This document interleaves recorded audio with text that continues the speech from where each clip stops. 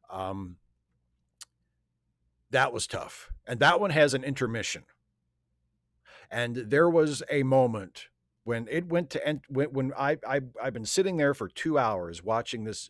Just not only is a lot of it like lost cause Confederate apologia, but also it's just so fucking ponderous and boring, and it's just a lousy movie. Um, and it's like 4 hours long, and you get through 2 hours of it, and then it's intermission. And I seriously thought, do I just want to go? Like, do I just want to leave? But I didn't. I sat through the rest of it, and it didn't get any better. But yeah, that's the closest I've come to abandoning a movie. Um, I mean, part of it is my sort of movie critic brain. Part of it is well, I might as well watch it, and see how it is. And maybe it'll get better, or maybe even if I don't like it, there will be something interesting about it, or something I can talk about or think about, or that will inform something else. Like there's reasons to watch a movie other than you like the movie. Like there are reasons to sit through a bad movie. For me at least. Perhaps not for you, and that's completely fine. But for me, there are reasons to sit through a bad movie. Dana Plain and Tall. Well, you're certainly tall. And your name is Dana, as far as I know. Happy Friday, Steve. I won't be at the next Ask Away because I will be at the theater for a performance, although I might be able to sneak in for a little bit at the start of the stream. No promises. Anywho, on to my ask for this week. I saw your social media post lamenting the penultimate episode of this season of Strange New Worlds. First of all, the final episode will have come out since then, although I'm writing this on Tuesday, so for me that's in the future, while for all of us on the stream it'll be in the past. So I'm wondering whether the series managed to salvage anything of value from this season, in your opinion, of course. And second, if you were a writer on a Star Trek series, your pick, any series, past or present, and you had the opportunity to screw with annoying fans, would you be willing to do so if that meant that you'd be writing a bad story? Or would your dedication to your craft win out? Your public needs to know, Shives. First of all, I don't want to give too much away because I am doing a season review video of Strange New Worlds season 3 that I finished writing today, and I'm going to shoot tomorrow, and it'll be out next week. But just short version, I thought the season finale, there was a lot wrong with it. There was a lot that I didn't like, but there is about a 10-minute chunk of it that is among the best things that the show has ever done. And that covers a lot of territory because when Strange New Worlds has been good, it has been as good as Star Trek gets. So there's a section of the season finale that just is absolutely wonderful. And then from that point on, it's pretty good. The really good part happens in the latter portion of the episode. And then there's some hokey shit. And then it kind of settles into kind of the glide to the conclusion. And it's pretty good from that point on. So I wouldn't say it's good enough to make, the entire uneven season worth it or anything like that. But it was an improvement. And even though the entire episode isn't necessarily great, the latter portion of the episode manages to stick the landing, which I was very grateful for. And would I be willing to screw with annoying fans if that would mean writing a bad story? No. If I were given the job of writing for a Star Trek show, I would try to always remember that my number one job was to make the best show that I could make. And that means, I would not want to jeopardize that by pandering to fans and sucking up to them and throwing them nostalgia bait and fan service and Easter eggs and, a lot of the other shit that I criticize a lot of modern media, a lot of modern films and TV for doing. I would not want to jeopardize or compromise the quality of the show by doing that. So, on the flip side of that coin, I also would not want to jeopardize the quality of the show by trying to give those fans the finger instead of pandering to them. I would want to make the best show I possibly could. Like I've said many times, I think it's the job of a writer, of a creator in general, to ignore the fans. I don't care whether the fans like it or not. I care whether or not it's good. And who decides it's good? I do. And the people I work with, we decide. The people who make the show. If we're willing to stand behind it and we think it's good work, then we have accomplished our mission. And if some fans didn't like it, well, fuck them. Fuck them. We didn't ask them. They're not part of this, you know? So that would be my, now, if I could find a way to annoy those fans while also making a good episode, I would absolutely take the opportunity to do that from time to time. Yes. But I wouldn't jeopardize or compromise the quality of the show to do it. Joe King Chipetico, no question per se. Just wanted to say hi to the community and keep up the good work, Steve. Thank you, Joe. I appreciate that. And welcome. You've been around for a little bit now, but welcome, and I'm glad you're here. And another one from Chipetico. Actually, I don't have a question, but an accusation. I don't know why I never noticed it before, but the Wrath of Khan is Sulu's fault. When leaving space dock, Spock informs Sulu he can indulge on a heading. Imagine Sulu goes 180 degrees in the other direction. Wrath of Khan never happens. The Wrath of Khan wasn't the fault of Kirk or Khan. It was Sulu all along. Well, that's why he was punished by being made the captain of that bucket of bolts, the Excelsior. Don Quixote, hey Steve, every now and then I like to take a break from the reality of what our country's become and find a reason to laugh. I hope you do too. Since you don't come across as a narcissist, I'm assuming you don't just queue up your posts and laugh at yourself. Not all the time. So which, if any, YouTube personalities do you watch? Ryan George is good, as is Scooter Magruder, but I don't think you'd like him. His stuff centers around football. Yeah, not really a football person. I love Ryan George. I think he's brilliant. I love pitch meetings. I watch every time I see there's a new pitch meeting, I watch it. And I'm especially delighted if it's a pitch meeting for a movie I've seen, because not only is it funny, but a lot of his jokes are really cutting and really smart and really insightful, as well as being funny. So he's really good as a performer and as a writer. As a joke writer, and as someone who kind of reviews movies or critiques movies through the jokes. Like I really, really like his stuff. And his other videos too. He doesn't just do pitch meetings. He does other stuff too. He's really sharp. I like Ryan George a lot. I mean, I like Cody Johnston. I like Some More News. And of course, like if like Philosophy Tube or Jesse Gender comes out with something new, I try to make time to watch those.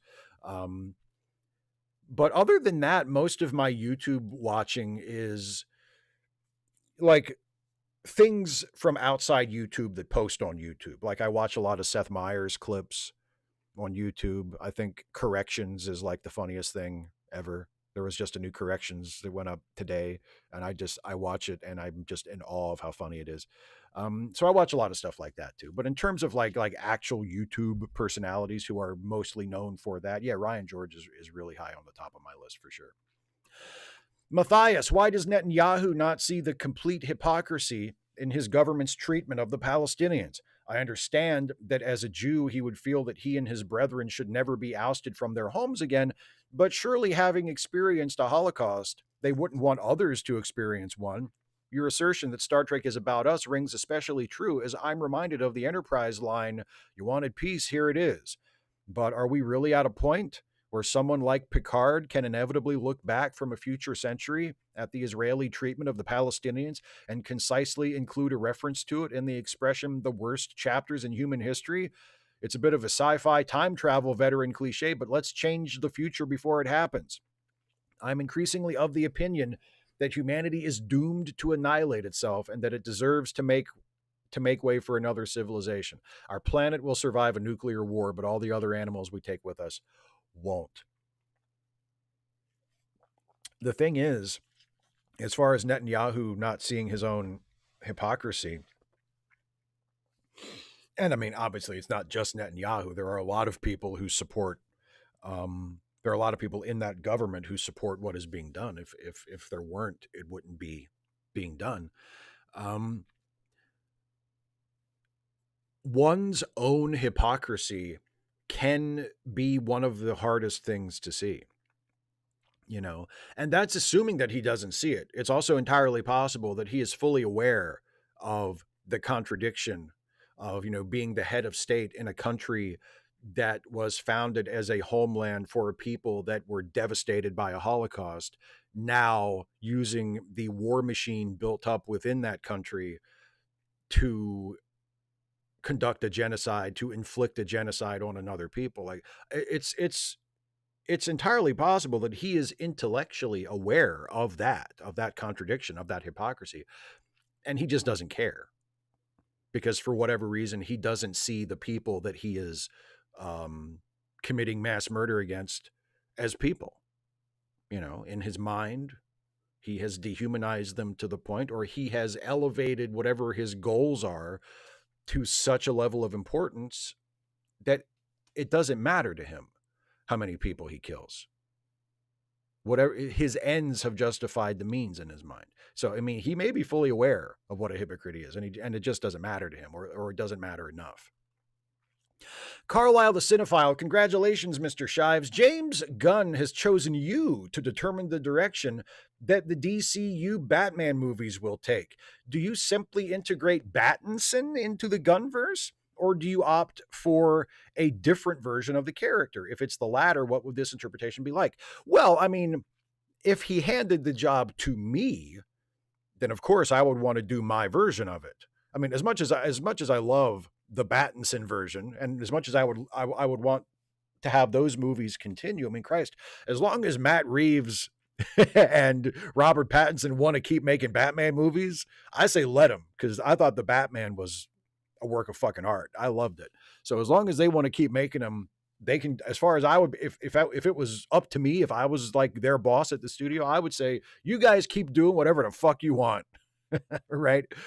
But if it was my job to create like a Batman that would specifically be there to take part in the sort of mainline DCU and interact with, like, the James Gunn Superman and all of that, I mean, if it was me doing it, I would probably take inspiration from the comics that I was reading in the 90s when I was really in love with the character. And it would be a fairly serious, dark Batman, but it would have, it would be a little bit more adventure-y, a little bit more crime solvy. There'd be kind of a blend of like detective and costumed adventure. And he would have a supporting cast of, the Bat family.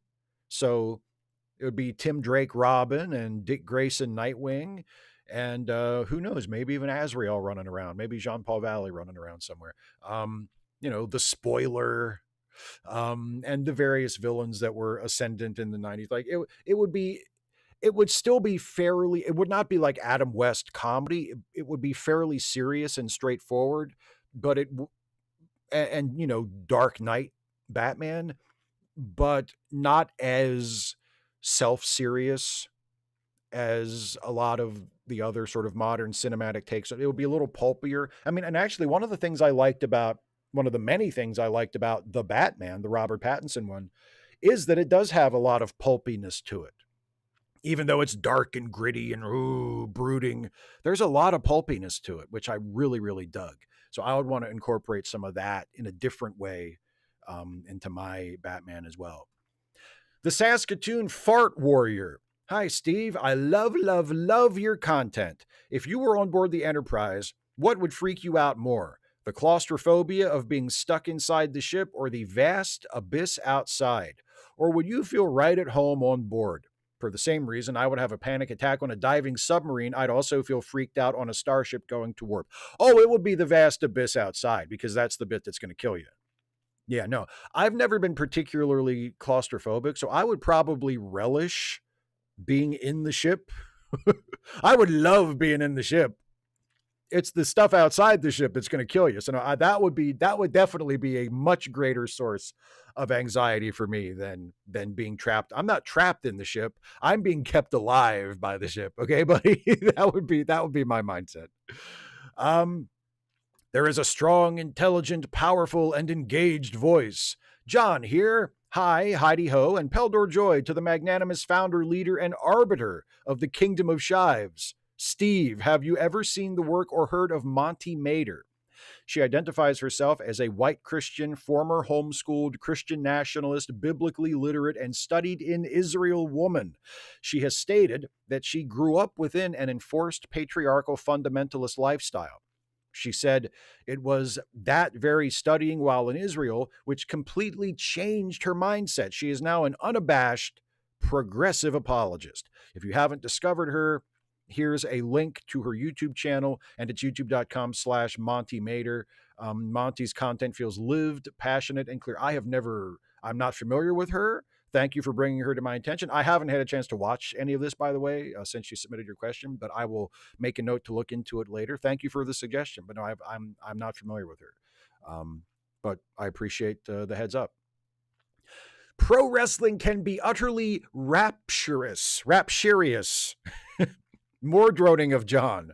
Understanding that you probably feel sufficiently welcomed, I will forego that formality. Steve, antithetical to my second submission for Ask Away 196, pro wrestling can be positively transfixing, whether it be or was experienced in person, or more likely watching as it's happening on a screen from elsewhere, even well after the fact. I'm not discussing that one memorable move or element from this or that match. No, completely to the contrary. I'm talking about all those too often more and more rare occasions when the action in the ring and the reasoning for said action intersect with perfect believability. Here are my top 4 times this actually happened. 1990 NWA Great American Bash, Ric Flair versus Sting. 1988 NWA Clash of Champions, Ric Flair versus Sting. 1987 WrestleMania 3, Randy Savage versus Ricky Steamboat. 2009 WrestleMania 25, The Undertaker versus Shawn Michaels. Thoughts on my list and its order? What's your list? Oh boy. First of all, great list. I'm a big fan of all 4 of these matches. I mean, of those 4, I would probably put Steamboat Savage at number 1, but I'm certainly not going to argue with you about Taker versus Michaels from WrestleMania 25, because that match is amazing. Like it's an absolutely outstanding match. So, I mean, I'm not going to argue with the order. I think it's a great list. I mean, it's a little, there's 2 Flair versus Stings on there. and as much as I love Flair versus Sting, and as great as both those matches are, especially that Clash match where they went to a 45-minute draw, and that's what made Sting a star. I mean, those are 2 and I mean, obviously I have a huge soft spot for the 1990 Bash match, because Sting was like one of my, if not my favorite wrestler when I was a kid. And that's the match where Sting won his first world title. So of course I adore and treasure that match. As for, I mean, what matches would I haven't put together a list, but if you're asking for like wrestling matches that I love where they feel believable and there's really sound psychology behind it, Magnum versus Tully from Starrcade 85, the Steel Cage I Quit match. Oh buddy, that's amazing.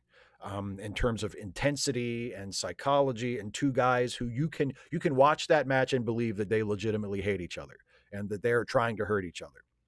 And it's a really intense, brutal match, and it completely works, for what it's supposed to be. I also, on the completely opposite side of the spectrum, a much more technical match, but I have always loved, one of my favorite matches ever is Bret Hart versus Owen Hart from WrestleMania 10, where and Bret is the older brother, Owen is the younger brother. Owen has turned heel, and he's like the resentful younger brother who's trying to prove to his older brother that he's better than him. And they have this match that is built up as a grudge match. It's brother versus brother, but the match itself is pretty clean. Like, Owen is the heel, but he doesn't really cheat.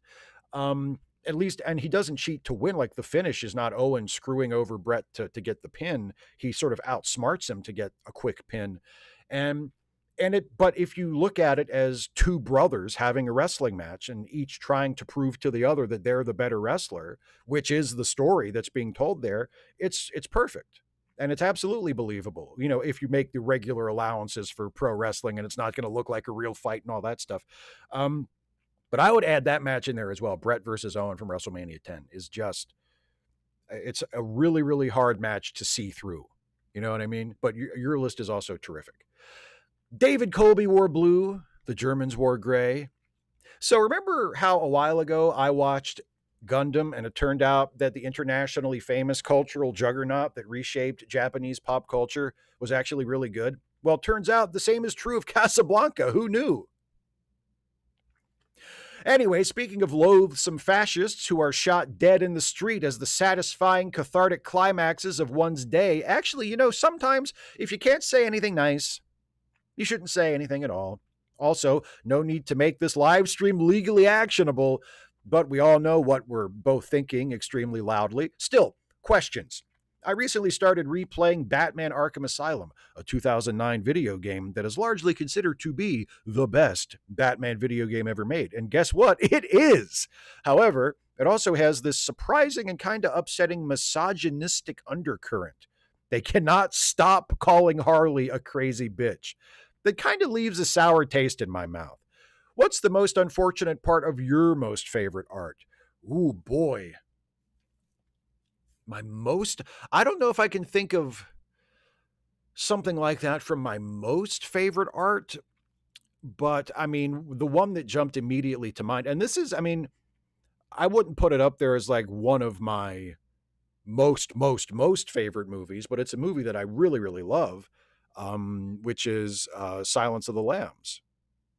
And it's a little transphobic, isn't it? When we watch it with modern eyes, even though they do, I mean, Hannibal Lecter does say, well, he's not really trans, the serial killer. Like he thinks he is, but really he's not. He's technically something else, right?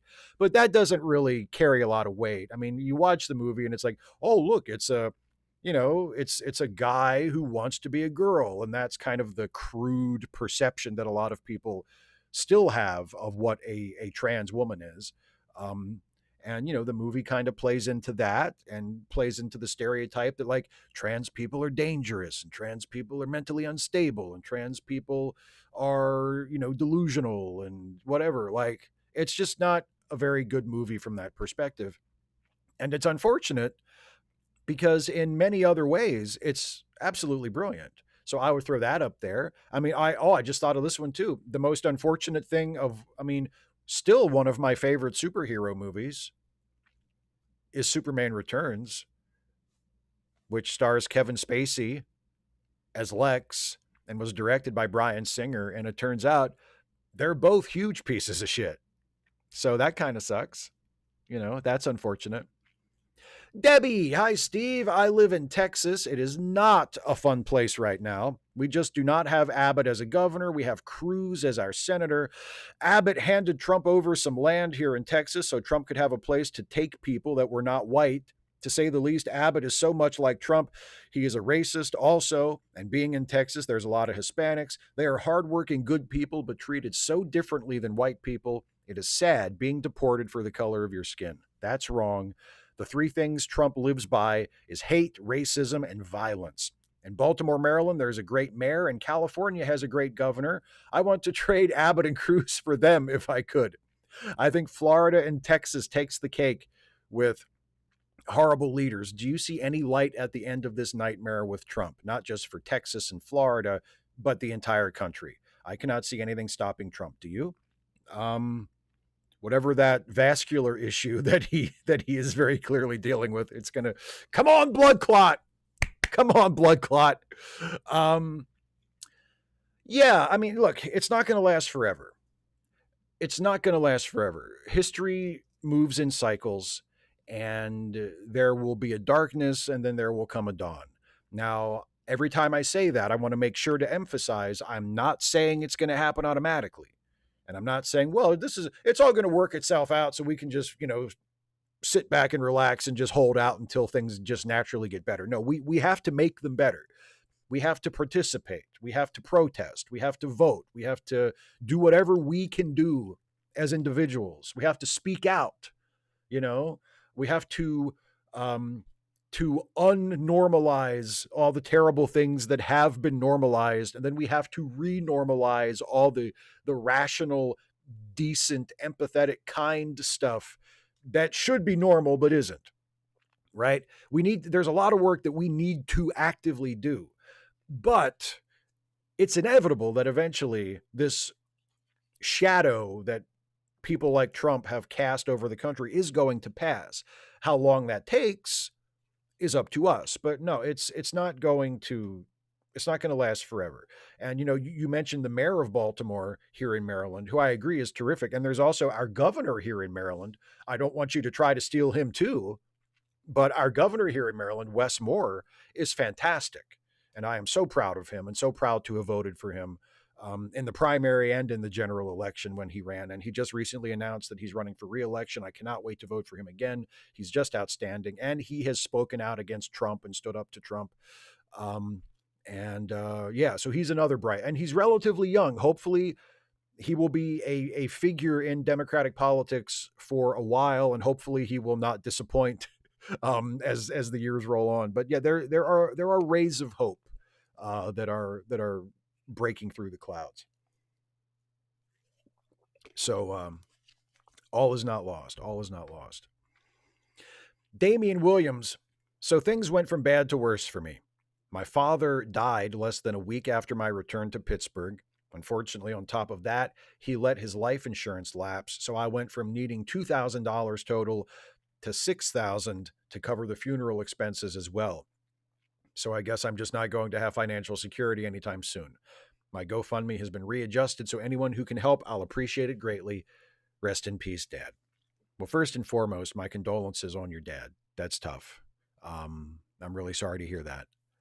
And as far as your GoFundMe, it is still linked in the video description of this live stream. So if anybody watching wants to help out Damon and can afford to contribute, check the video description of this live stream, and a few links down in the description, you'll see a link to Damian's GoFundMe. And please feel free to make use of that and to contribute to Damian's GoFundMe, because that's, having to lose your dad and then having to cover funeral costs like that right on top of it is just a terrible situation.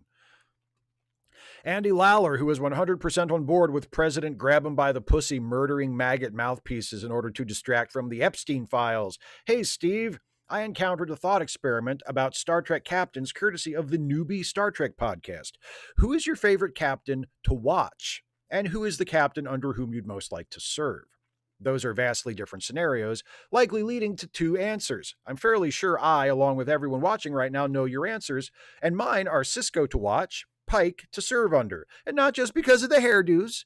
P.S. Regarding the Charlie Kirk erasure, A, the only good Nazi's a dead Nazi, and B, the grab him by the pussy cult shouldn't be mad, it was his body, the shooter's choice. Thanks, and have a great weekend, everybody. My answer is the same as yours.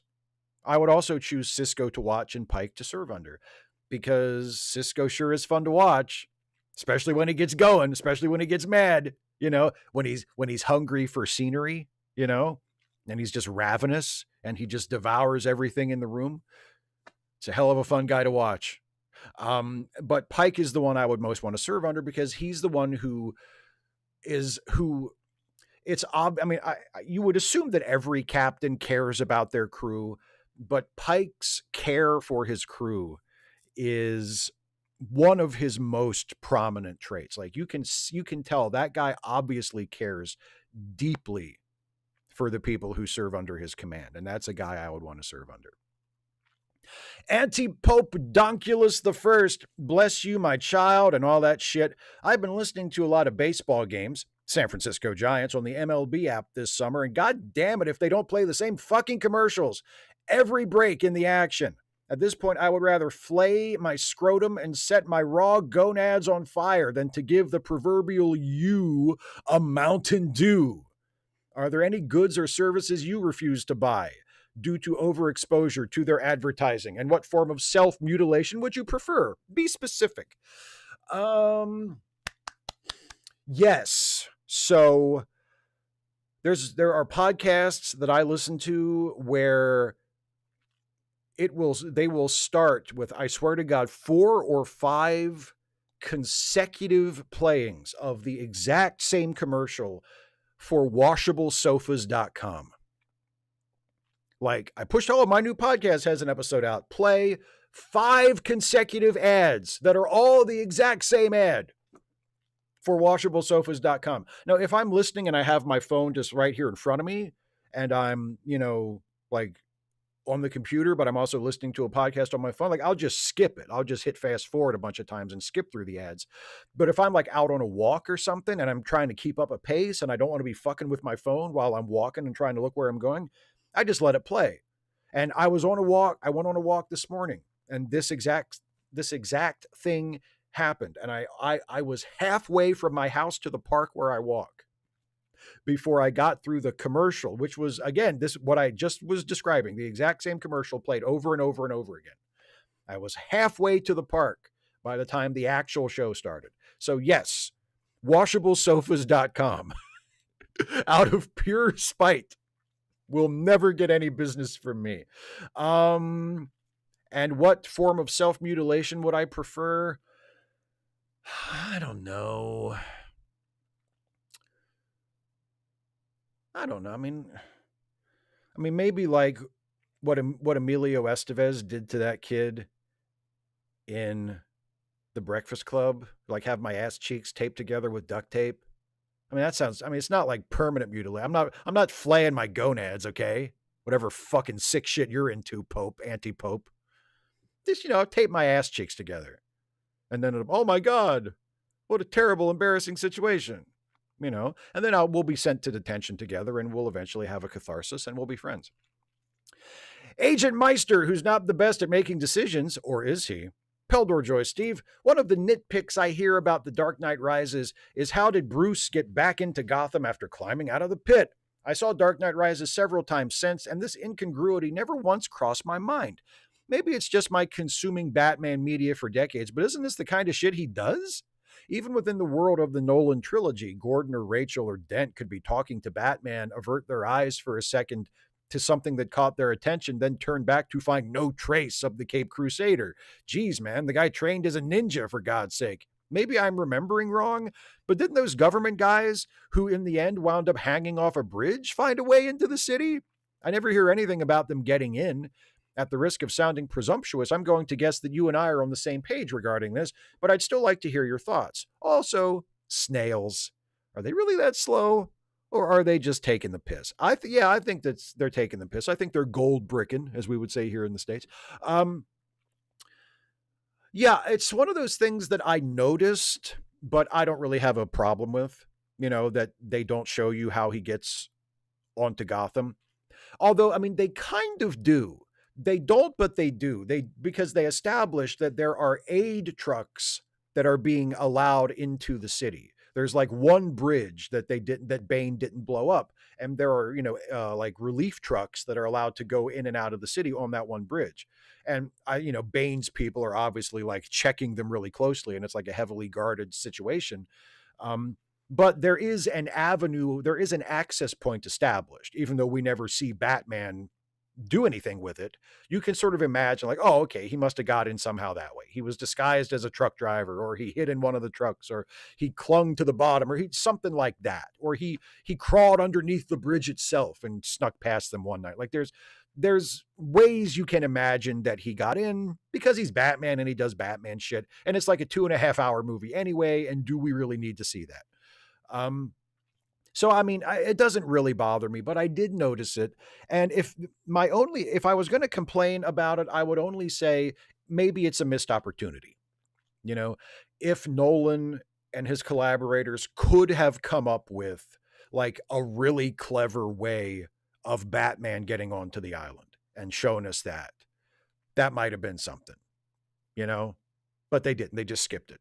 So, maybe it's a missed opportunity to show Batman doing something cool as Batman to kind of, get his groove back after he climbed out of the pit that Bane dropped him in. But, yeah, I mean, it's not a huge problem for me when I watch that movie.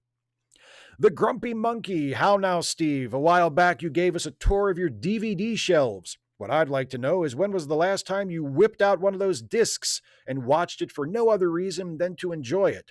Nothing to do with Trek Actually or retro reviews or best Batman Superman ever, just something to either engage your brain or turn it off altogether. when was the last time you purchased a DVD? I bought the complete Superman animated series based on a conversation in a recent Patreon hangout. Somehow I've gone my whole life without seeing the series, and if it's not up to snuff, that's $50 you owe me.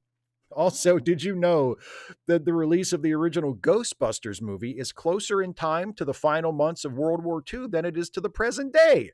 I bet that boils your noodle, huh? The grumpy monkey strikes again. Aha! Not boils my noodle so much as turns my bones to dust, but yeah, it's kind of it's a it's a punch in the gut. Yeah, okay, so the last DVD I bought was probably when I pre-ordered the DVD or the Blu-ray, technically, of Superman, which hasn't gotten here yet. I don't think it's officially been released yet, but I ordered the Blu-ray of Superman, of the new Superman movie. So whenever it gets here, I've already watched it a few times on digital since the last time I watched it in theaters, and I'll probably, watch it as soon as I get it on Blu-ray as well. But let me see. So that's the last one I bought, even though I don't actually have it yet. The last one that I watched purely for pleasure was about maybe a week and a half, 2 weeks ago. I watched The Room for probably the 10 millionth time. And it had been a while since I watched The Room, but I've seen The Room a million times. And it's one of those movies that every time I watch it, I notice something that I haven't noticed before, which is amazing, but it still happens. And it's also one of those movies where I feel like I could just do endless Mystery Science Theater riffs on that video. Like I could do a riff track of that movie over and over and over again and never have to reuse jokes. Like it flows so naturally when I'm watching the movie. It's effortless. It's it's my favorite bad movie, and it just flows. So The Room, and then before that, I did after seeing Superman in the theater, the new Superman movie in the theater, I did go back and rewatch every other Superman movie I owned. So just for pleasure, I didn't do videos about those. So I rewatched all of the Christopher Reeve ones. I rewatched the Donner cut as well. I rewatched Superman Returns. I rewatched Superman and the Mole Men. I went on like a Superman binge purely for my own pleasure because I was just hungry for Superman after seeing that awesome new movie. So yeah, those are the most recent ones that I've watched just purely for my own entertainment. Cast Iron Chaos. I hate conspiracy theories, both right-wing and left-wing, but within hours after Charlie Kirk's murder, rumors were flying about the shooter's ammunition being inscribed with left-wing pro-trans screeds. This was even picked up by the Wall Street Journal, that bastion of neutrality and fairness, and then retracted later on. If I was prone to believing conspiracy theories, I might wonder if this little story had been deliberately planted. But nah, right? P.S. The memes flying around over the past day about another Kirk have been hilarious. Khan! What is it Hanlon's razor? Never attribute to maliciousness what can just as easily be explained by incompetence. I think that's the case. I think, and probably a lot of bias as well. There's a lot of bias in the media against trans people, against queer people in general, against left-leaning people, against progressives, as the result of basically handing the keys to the media and to the national sort of dialectic over to conservative cranks many years ago. So I don't think it was a planted story or anything done maliciously in that way. I think it's just incompetence and people chasing their bigotry and chasing their biases.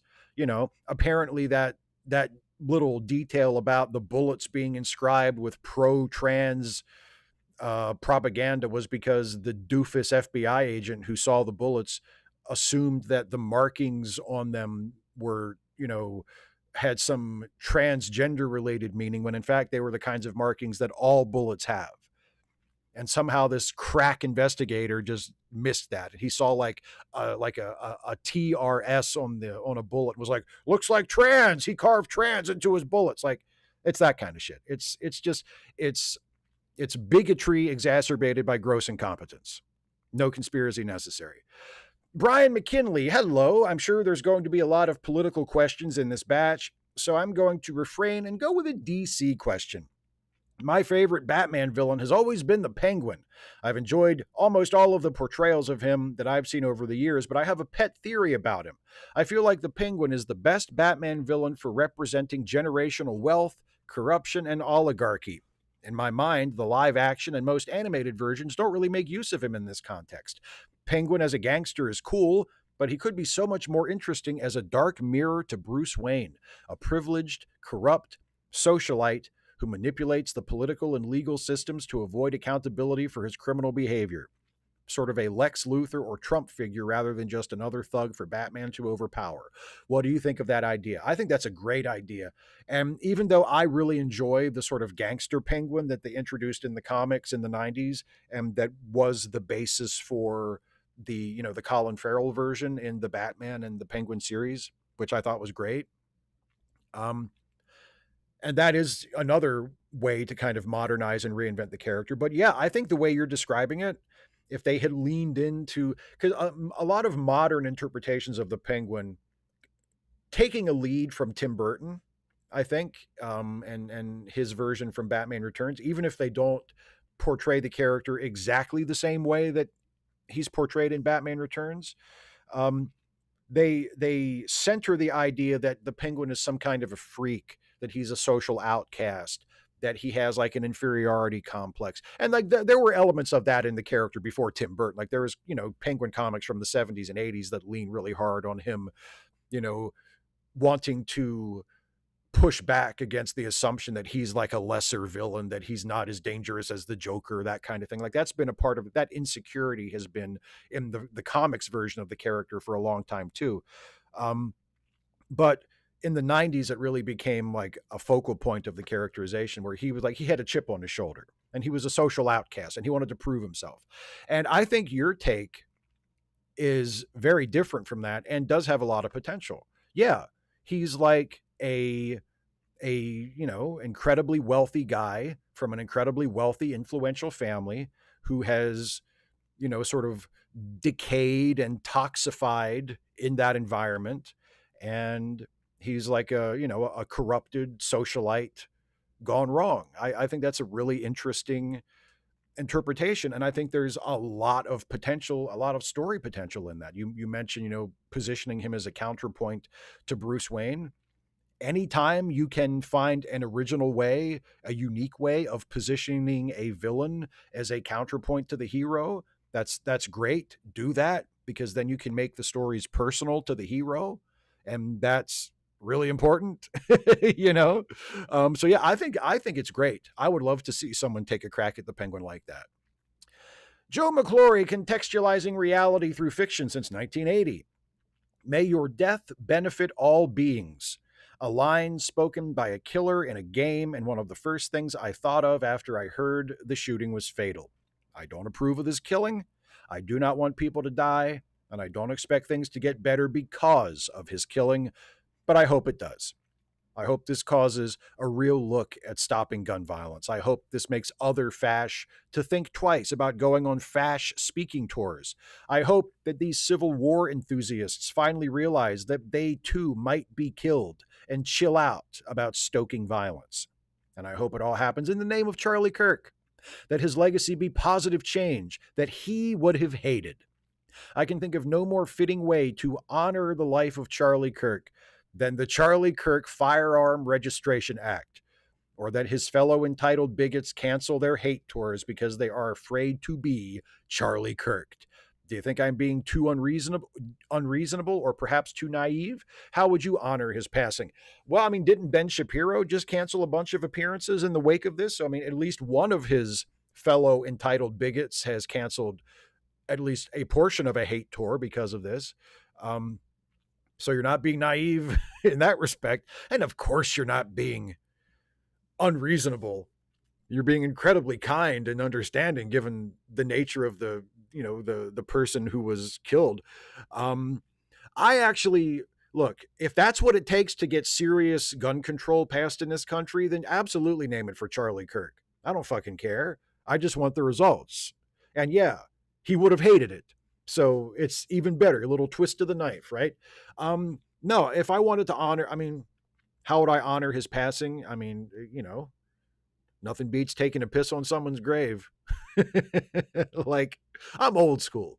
I would piss on his fucking grave. Uh, but no, I think the Charlie Kirk Firearm Registration Act has a nice ring to it. I do. I like that. Rusty Ronan, yo, Steve. So thanks to your tip, I too bought a DS9 baseball patch from eBay, and I too made myself a DS9 baseball hat. I used a blank fitted New Era hat. It came out really nice. I love it. Okay, now on with the question. How are you? Did you get your pickup running again? First of all, I'm glad you fixed yourself up a Deep Space Nine hat. I hope you enjoyed as much as I've enjoyed mine. It sounds exactly like mine. I also used a blank fitted New Era hat for mine. So it sounds like we're hat twins now.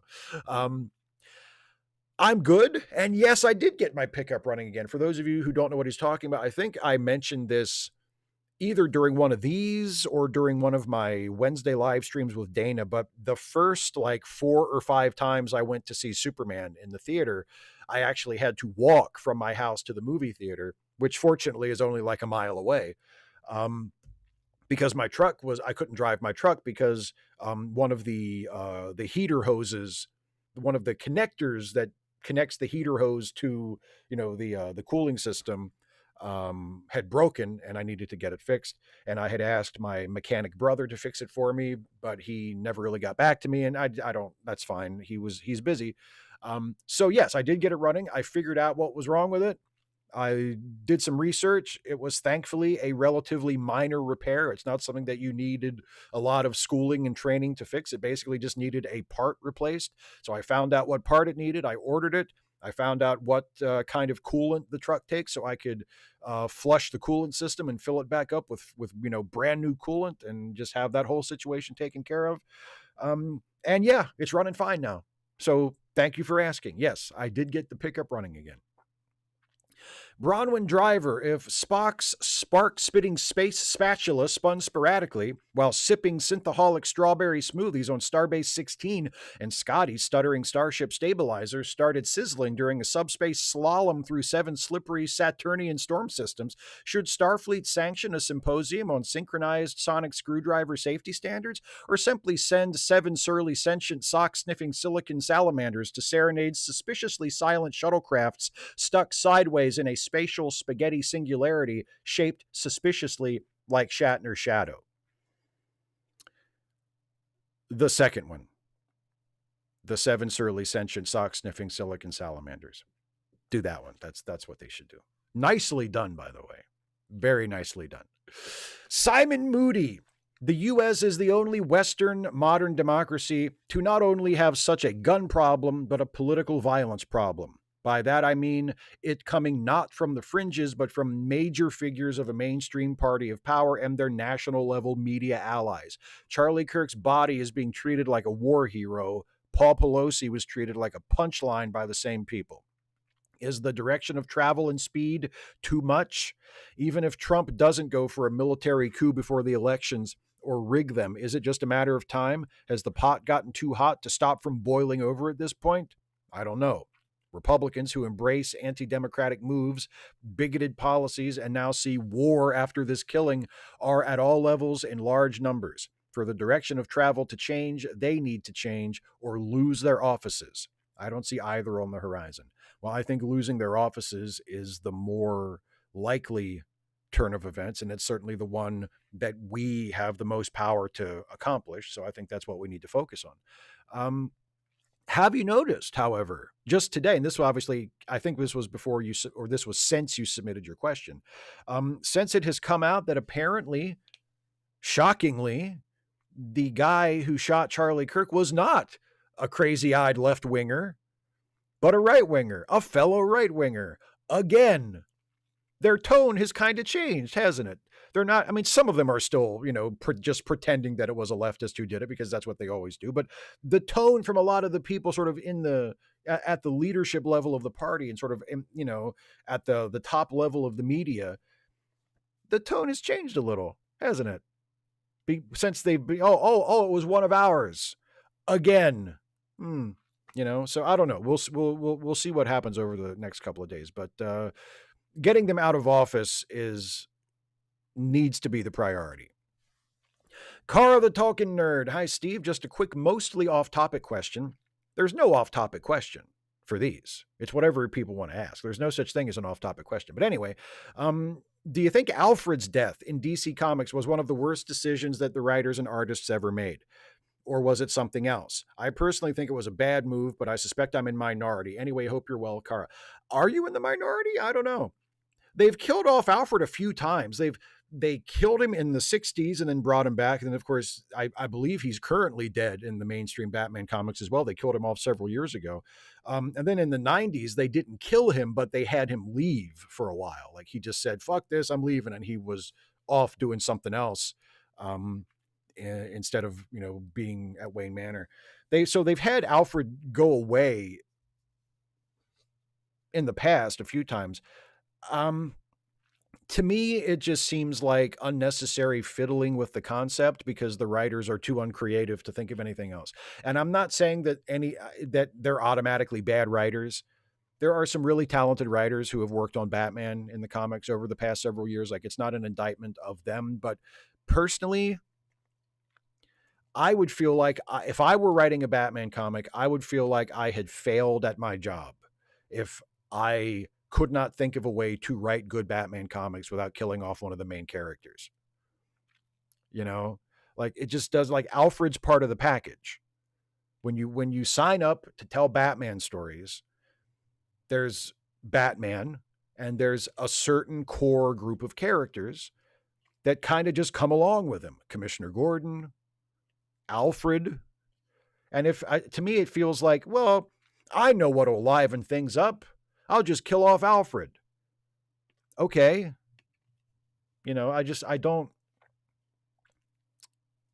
it doesn't appeal to me. It doesn't seem particularly creative to me. It feels the opposite, in fact. So no, I don't know if it's like the worst decision they ever made, but it's not a decision that I particularly, like or respect. And like I said, I think it smacks of lack of creativity. MR Ridra is feeling frustrated. I'm starting to get very frustrated with not knowing what news sources to trust.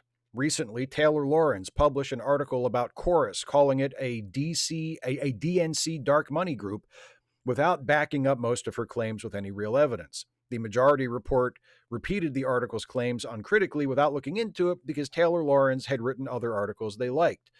This week, the Wall Street Journal reported that trans Antifa ideology was etched on the bullet casings in the Kirk shooting. Turns out that was not true. No retraction has been published. We've seen multiple instances this year of news media kneeling to Trump's whims. Who do we trust for news? It seems no one can be trusted. Well, it depends. It depends on what, even though the trans ideology bullet etching story was bullshit, and I'm not making an excuse for it. And like I said earlier, I feel like it's probably the product of bigotry exacerbated by gross incompetence, but it was also part of a developing story. And sometimes in the rush to get facts out to the public as part of a developing story, the media gets things wrong. That's not unexpected. And I'm willing to give people grace for that. You know what I mean? I'm willing to make some allowances for that. Right. But I don't know. It depends on what you're on what you're trusting it for, I guess, would be my advice. What are you trusting the media for? What kind of news are you looking for? If you're looking for just straight news of, what happened yesterday, what's the state of affairs, I think there are news outlets that are relatively trustworthy. If you're looking for more in-depth investigative journalism, then I think, different outlets and different reporters will be more or less trustworthy. And unfortunately, that's just something we're going to have to try and figure out for ourselves. Siamak, who is just glad the week is over. Greetings, Steve. Boy, howdy, it's been a week. Between SCOTUS legalizing racial profiling and the assassination of Kirk, the right wing calling for war on the left when they should be celebrating that he died the way he wanted, death being the cause of the Second Amendment after all. Plus, we had to say goodbye to my girlfriend's cat yesterday evening, not the cat people have seen on Hangouts. Tony is doing great, and canceled a visit to my folks so I can be here with her. 48 years on this earth, and I don't recall a time with so much palpable tension. It definitely feels even more than it has like we're standing on the knife's edge. I hope we can avoid being cut more than we already have. Boy, I agree with you there, buddy. I mean, I don't know what else. Condolences on your cat. I mean, that's rough. As someone who has, lost a cat and it's been a few years now, but still, I mean, you never really stop missing them. That's tough. I'm sorry to hear that. And yes, I agree with you. It's been, it's been a tense last little while, hasn't it? And I hope we don't get cut any more than we have to as well. None your business.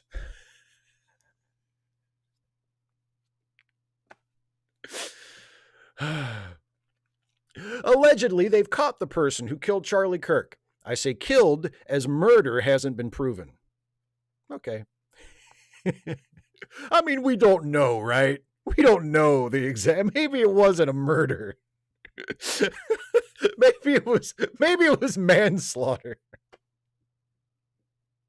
You want to wait for the verdict of the jury, and I respect that. Does Utah have a death penalty? Looks like yes, but there might be federal murder charges, so it might be a federal death penalty, which ironically, death might be something that the killer might prefer. My question is, are federal prisons for-profit prisons? Would this killer want to live in a prison knowing that he's literally the cause of the Trump family making money off of his incarceration? If he gets the death sentence carried out quick enough, he avoids generating money over decades for Trump's descendants or decedents. I think that might be appropriate too, decedents. I know what a weird system you have below the 49th. Enjoy your autumn. I would assume that there are federal prisons that are for-profit prisons, but I actually don't know. I know that there are a lot of state-run or state-affiliated for-profit prisons. I actually don't know for sure if there are federal for-profit prisons. I mean, I would assume there are because, our country is a fucking nightmare. Why wouldn't there be?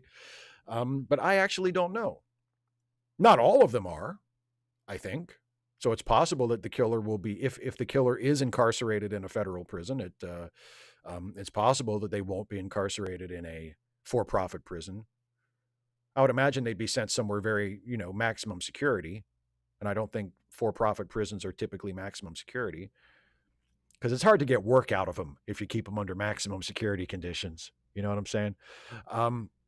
But yeah, you're right. It's a weird system we have. It was the best of times. It was the Air One Fire of times. Hi, Steve. What do you think about Jadzia Dax? Would you make a trek actually about her? What are your favorite things about her? She's definitely one of my top favorite characters, not least because she's just so cool and likable, albeit a little evil. I would just love to be her friend and be invited to one of her parties, like the one with the fire guy she fucked the day before her wedding. To me, Deep Space Nine kind of died with her, although the what I think of as dip in quality had many causes. I don't mean to take anything from Nicole DeBoer, but Ezri was just taken in some very weird directions as a character. And Jadzia wasn't even in the terrible montage in the finale. I don't know the whole story, but was Rick Berman's treatment of Terry Farrell the main reason people dislike him as a person?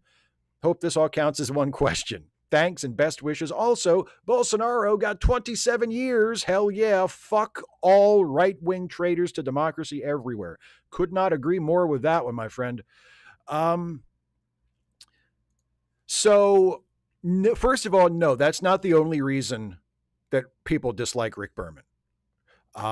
His treatment of all kinds of women is a big reason why people don't like Rick Berman, and his cowardice when it came to representing gay characters or queer characters during his era of Star Trek, and a lot of other things that he is sort of blamed for holding back or slow walking or being responsible for not having in Star Trek that maybe the writers and the actors wanted to, that would have been good, that would have pushed the franchise forward in positive ways. There's all kinds of reasons why people have totally legitimate bitches about Rick Berman, but I don't know if the circumstances under which Terry Farrell left the show are the reason that Jadzia is not in the montage or not. I'm not really sure what the story is there, but no, I love Jadzia. She's a great character. Um, I would absolutely do a Trek Actually video about her. I need to think of a specific thesis. In fact, that's, what, you've given me something to work on. I will work on a concept for a Jadzia Dax video and try to come up with something and throw that up in an upcoming topic poll for Trek Actually, because I haven't done a video just about Jadzia Dax before, and that might be pretty cool. So I just need to think of a topic for it. But no, what I like best about Jadzia is how much she changed from the character she was when she started to the character she became once the writers figured out who she was. Jadzia was one of those characters in Deep Space Nine, and Bashir was like this as well, where they start out as one thing. Jadzia started out as, oh, she's the science officer and she's sort of the wise beyond her years, woman who looks like she's a woman in her 20s, but actually she has the experiences of, 7 lifetimes because she has this immortal slug in her belly and she shares its memories and all the Trill stuff. So that was her character, right? She was like the old soul. And at a certain point, relatively early in the show's run, like during like the second season, they figured out, oh, it's actually way more interesting if we go another direction with her and we make her, not like a party animal to the extent that it becomes like a cliche, but she's just a lot. She has fun. She's loose. She's liberated. She's free spirited. But she's also like the smartest person on that show. She's still the science officer. She's still tough as nails. She's all of those things, and she hangs out with Ferengi and plays poker and parties. And it is strongly implied gets her fucking brains fucked out and loves every goddamn second of it. Like it just made her a much more interesting character instead of, oh, she's the old soul. That's a little, oh, okay. So that's what I like about her. That the writers and Terry Farrell as the performer, they figured her out and they changed her characterization into something that suited the show and suited her a lot better and made her just a hell of a lot more interesting. So that's my favorite thing about Jadzia, that they were able and willing to adjust her, and make her a more interesting character as the show went on. Russell, hey Steve, this may be the most contentious question yet. Let me first state I never thought Charlie Kirk was a decent person. In fact, I disagreed with his content. He did support fascist ideas. The thing is, I won't be celebrating his death. I've seen many videos of people parading around and cheering. It sickens me the same way when Melissa Hortman died. Same thing happened. Or when the CEO Brian Thompson died. Who people should be sad for? The kids. Both CK and Thompson died leaving their kids fatherless. And Melissa Hortman, she and her husband died leaving those 2 kids parentless. And let's talk kids for a second. This year, along with how many school shootings, how many deaths? Shame on people who commit murder for political motives, and shame on those who celebrate it. I did see your video, and I know you personally don't condone murder, but what do you say to those who celebrate it? There were other examples, but you get my thinking. Thank you. What do I say to those who celebrate murder? It depends on who got murdered. Even though I feel no urge to celebrate the death of Charlie Kirk, if I see other people saying, you know what, fuck that guy, I'm glad he's gone. The fact that he's dead makes me happy because he was a fucking Nazi, or because I was one of the people who he targeted, I was one of the people who he dehumanized. And what am I supposed to say? Oh, you shouldn't feel bad. Fuck that. Like, I'm going to tell somebody else, especially someone from like a marginalized group, that Charlie Kirk attacked for his entire fucking public career. I'm supposed to say to like a trans person or a black person, you know, it's really unseemly to be celebrating the death of another human being. Fuck that. Fuck that pious horse shit. I am not going to stand on my fucking high horse and say to some person who feels relieved that that motherfucker is no longer walking because of what he represented and because of the hate and the vitriol and the fucking stochastic terrorism that he spread into our culture and into our country and into the world, that they feel better and they feel just a little bit safer. Or you know what? Maybe there's just a part of them that they just feel happy because he fucking had it coming. And it makes him happy that a motherfucker who had it coming finally fucking got it. No, I'm not going to do that. I'm sorry. You have every right to feel the way you feel. If you don't want to celebrate it, if you think it's wrong to take pleasure in the death of a fucking Nazi, then that's your life. That's your decision. That's how you feel. That's completely valid. But I, for one, am not going to shame someone who is happy about it and is celebrating, or at least feels like celebrating, because I get it. All right. I get it. And the same kind of thinking goes when talking about their kids. You say, oh, they're fatherless. Who were their fathers? You say, oh, it's sad that Charlie Kirk, what about his kids? They lost their father. Their father was Charlie Kirk.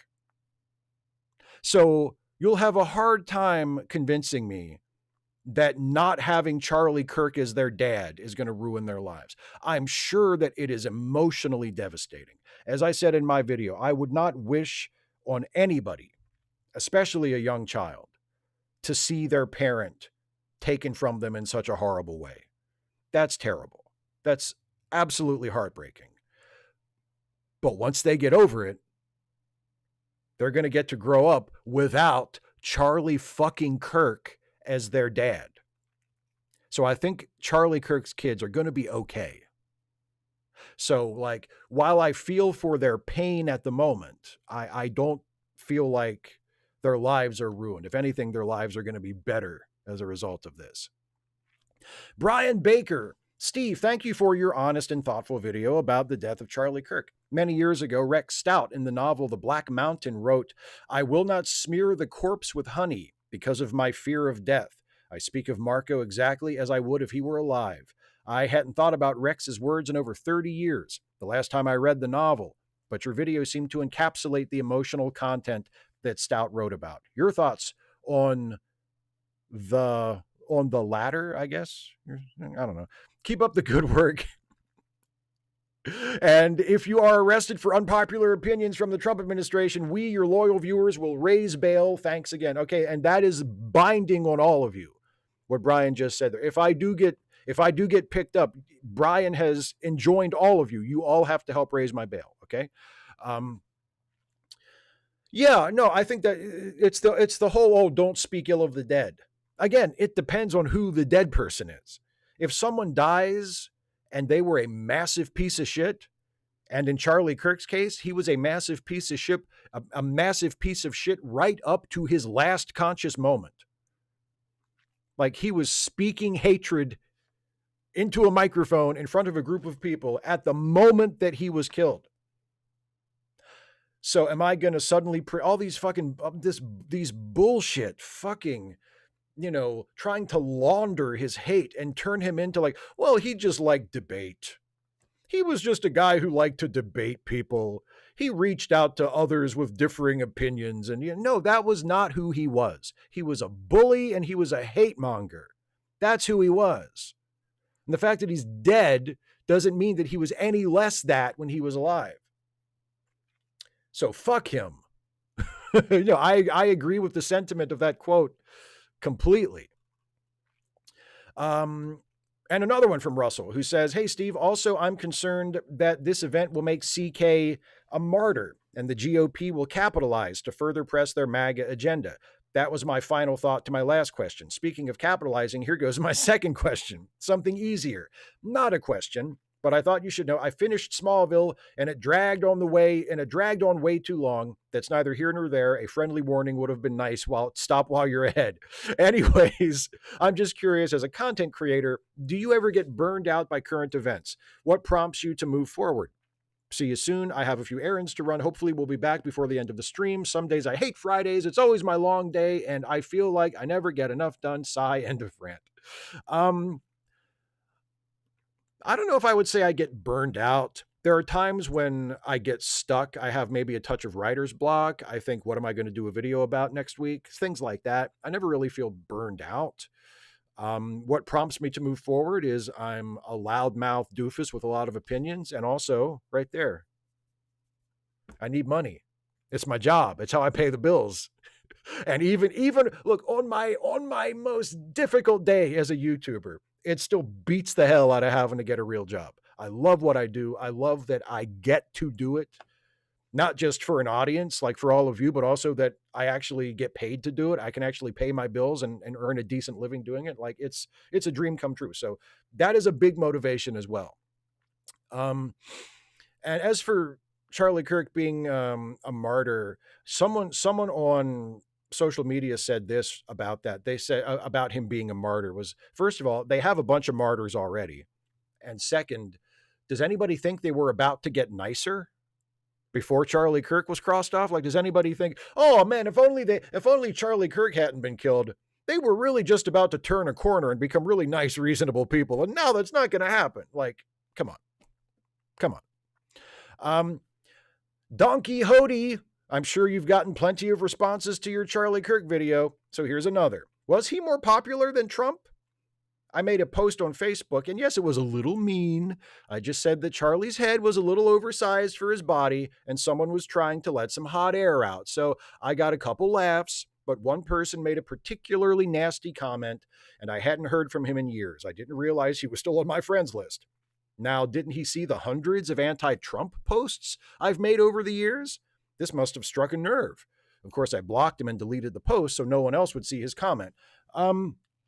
I think maybe for some of the Charlie Kirk superfans, they felt closer to him than to Trump. Because remember, Trump was famous. Trump was a nationally famous figure when he entered politics, whereas Charlie Kirk started out as a little rinky-dink, nobody podcaster and then blew up. So I'm sure there were people in his audience who had kind of been with him for a long time and felt closer to him and identified with him more on a personal level than they do with Trump. And maybe they're, feeling his assassination a lot more strongly than they would if something bad happened to Trump. But to hell with those people too. Let's be real. I don't want anybody to get killed. I said in my Charlie Kirk video, I don't want to live in a country where people are just gunned down in the streets, whether it's for political reasons or any other reason. I do live in that country. And one of the big reasons why is people like Charlie Kirk. So I don't want any of them to fucking get killed. But let's be real. If you listen to Charlie Kirk and you take him seriously and you think that he was like a wise person and someone who you should be listening to and taking seriously and patterning your life after, you're a shitty person. You're a shitty person. Now, maybe you'll grow out of it. Maybe you're a shitty person because you're young and you don't fucking know better. I hope so. But if you were, I have to remember my tenses. If you were taking Charlie Kirk seriously, you're not a good person because he wasn't a good person. And he's not the sort of, if he's your role model, guess what? Someone left a comment on my Charlie Kirk video that put it better than I have seen anyone else put it. And I don't know if they came up with this themselves. If they did, they are brilliant writers because it's fucking poetry. If they didn't, then whoever they were quoting came up with it and is a fucking poet. But they said, Charlie Kirk died a victim of the world he wanted to live in. Whew. If that doesn't say it perfectly,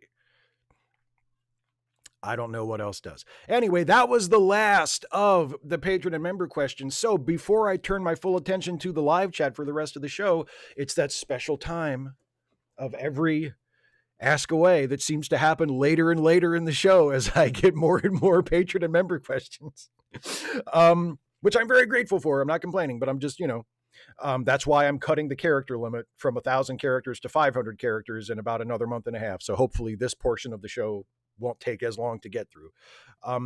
But before I turn to the live chat, it's time for a brand new Stuffy and Friends short. So this will go live as its own standalone YouTube short on this channel tomorrow at noon Eastern. But because you are watching live right here, right now, you get to see it before anybody else does. So please do enjoy this brand new Stuffy and Friends short.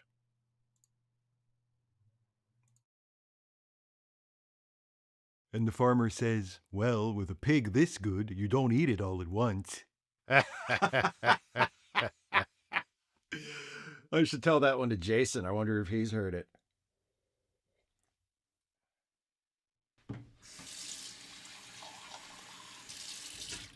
You little bastard. What are you on about? That groundhog that lives in the backyard. Have either of you spoken to him? No. I don't live here. Your neighbors are of no interest to me. He keeps to himself, the groundhog. That I have no problem with. But every time he's outside, when he sees me doing something through the window, he bolts back into his hole. And I've never done anything remotely threatening to him, have I, Stuffy? Not that I've ever seen. If I see him before he sees me, I even lower the blinds, slowly, so as not to startle him. Well, what do you want? The groundhog's best friend t-shirt? Not running for his life when all I'm doing is rinsing out a coffee mug would be nice. I'm going to start taking it personal. You bloody sap. Try not to take it too much to heart. Some people are just shy, including groundhogs. Not all groundhogs. Prospector wasn't like that when he hung out with us. He was, a bit. He would get a little nervous is all. He didn't dive for cover whenever he detected movement. He's also not a groundhog. He's a prairie dog. Okay, but isn't that splitting hairs a bit? I mean, sure, he's a prairie dog, not a groundhog, but what's the difference? They're two distinct species. Groundhog's bigger, innit? Beat the holy piss out of prairie dog. Right, but it's like saying he's not a dog, he's a wolf. Like, same thing. No, not same thing. But what's the difference? The difference is I am a dog, not a wolf. And I'm a bear and not a... whatever. You're a stuffed dog. Not a stuffed wolf. I still don't get it. Oh, he's back. And there he goes again. Damn it! To hell with you too, Jerry! Is the groundhog's name Jerry? I don't know his name.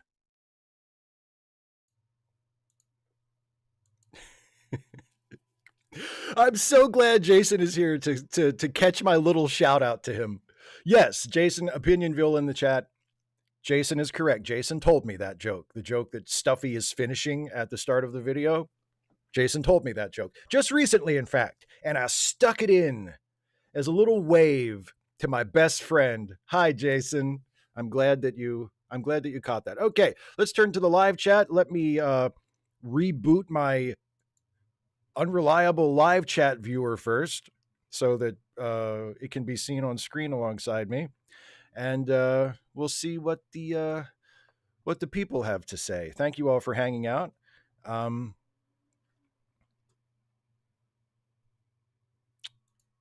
And let's see if it pops back up.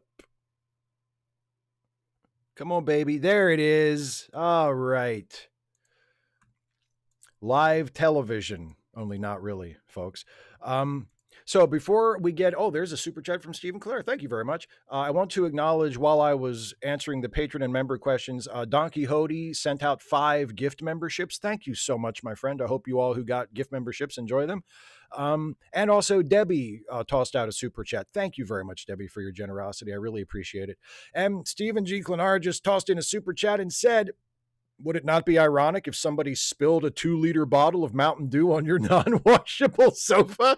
Oh, irony. And then I'd be like, I wonder where else I can get a washable sofa. other than washablesofas.com because I will not give them money. I will not.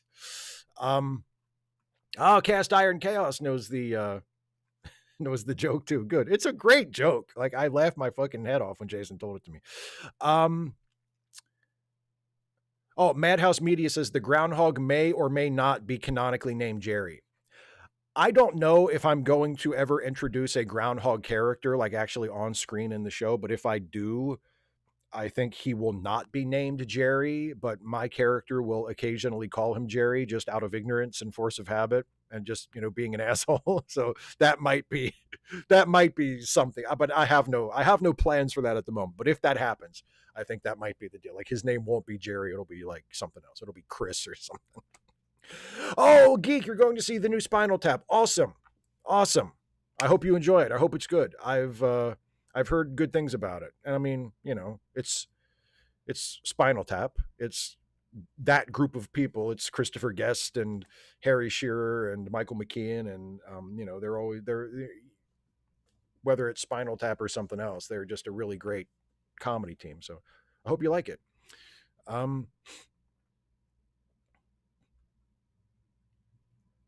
Jason's telling another joke in the chat, folks.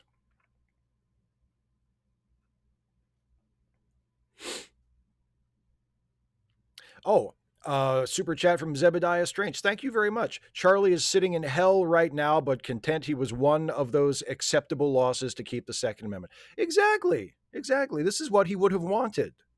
Don't mourn not for Charlie Kirk. This is exactly what he wanted.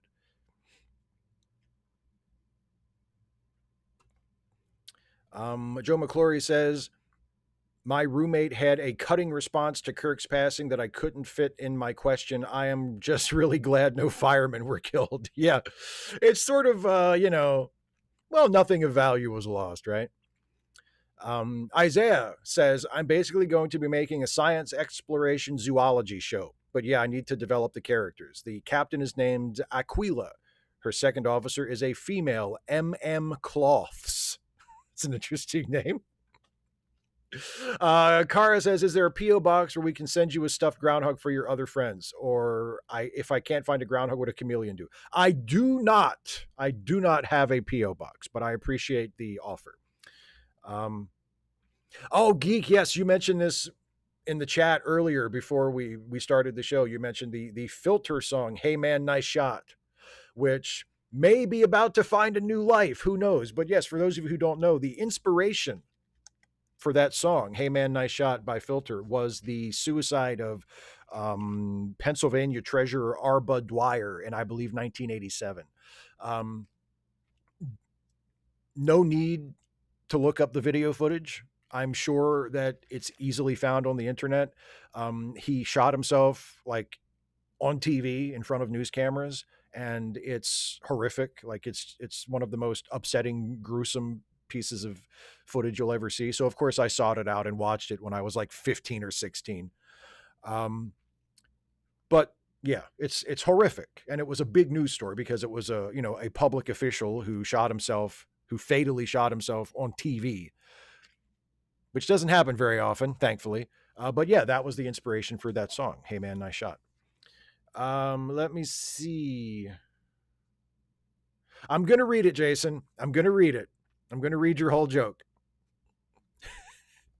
But let me see what Kirok has to say. Steve, I think it's wrong to take pleasure in the death of any human being, regardless of the reason. But CK was only one example. Did you see my other examples I listed, including the children? I really don't think the children of that fucking murdered healthcare CEO are going to be hurting either, to be honest. Like I said, I feel now the lawmakers who were killed, the Minnesota lawmakers who were killed, I do feel bad for them, because guess what? I don't think they were huge pieces of shit. I don't think they were evil people. Like not everyone is created equal in that sense. Everyone's created equal in the sense that they should all have equal rights before the law. They should all be entitled to equal, decent, kind treatment in their everyday lives. But if you make it your business in your life to be a piece of shit who ruins other people's lives, don't expect people to be all weepy and moany and crying when you fucking die. Anyway, let me read Jason's joke and then I will get to Don Quixote's super chat here. So let me scroll back up so I can see the whole thing. Okay, so here we go. This is Jason's joke from the chat. I was walking along a London street when I picked up a copy of the paper, and there I read a small advertisement which said, "Lost shaggy dog. Distraught millionaire offers £1 million reward." At that moment, a dog walked by. It was the shaggiest dog I had ever seen, and it was by itself. Without hesitation, I apprehended the dog and went straight to the millionaire. "I am so sorry, sir," said the lady who answered the door, "but that's an old advertisement. Mr. Linebacker has left for Montevideo." So the dog and I stowed away on a ship, got off at Montevideo, and went straight to the linebacker address. "Oh, so sorry," said the maid who answered the door. "He's on holiday in Sydney." Without a word, the extraordinarily shaggy dog and I ran to the harbor and stowed away on a second ship, bound for Australia. Alas, we missed the millionaire there too. The butler who opened the door said, "It is my duty to inform you that Mr. Linebacker has returned to London to count." "Have you got my shaggy dog? The shaggiest in the world," he cried. "I swore I'd pay £1 million for his safe return, and that indeed I shall." Triumphantly, I revealed the dog. "Here, sir," I cried, "is your dog, the shaggiest in the world." Mr. Linebacker looked at the dog and said, "Oh, no, that's not my dog. He's nowhere near as shaggy as that." Which is really funny. Because,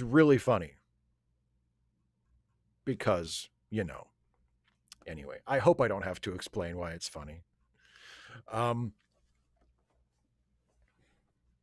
Okay, Don Quixote with a super chat says, "I'm not comfortable referring to him as CK." Yeah, I can't. I picked up on that too. Yeah, let's not call him CK. That's Clark Kent, buddy. That's Clark Kent. Also, Kirk with a super chat says, "I was talking about the kids killed in these school shootings in just 2025. Well, obviously, I have nothing but sympathy for them and their families, of course.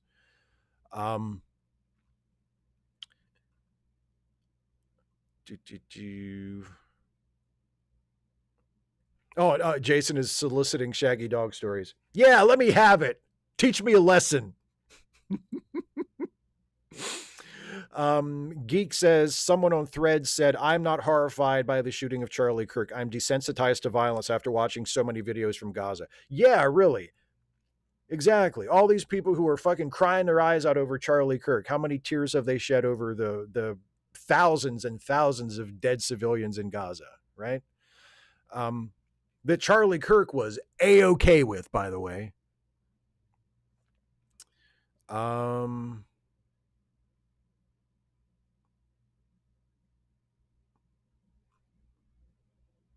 Isaiah Taylor says, "No, Monster Maroon uniforms, the originals, not the Strange New Worlds one. Sorry, couldn't fit it all in. Aquila is Latin for eagle. She's a female Cation captain." I mean, I dig those Monster Maroons, so. And Zodo Turtle says, answering Don Quixote, "Dean Cain is not a reason for me to not refer to Charlie as CK." Well, then leave Dean Cain out of it. Just think of it as Clark Kent. I mean, yes, Dean Cain did happen to be playing that version of Clark Kent, but it's Clark Kent. Clark Kent deserves more. Dean Cain doesn't deserve respect as a human being, but Clark Kent deserves, I think, better than to be associated with Charlie Kirk, albeit, unintentionally.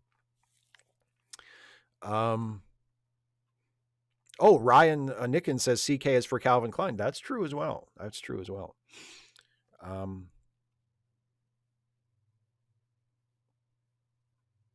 Winter says, "Thankfully, the right isn't linking Charlie Kirk to Captain Kirk." Yeah, because most of them haven't watched Star Trek, and the ones who didn't fucking understand it anyway.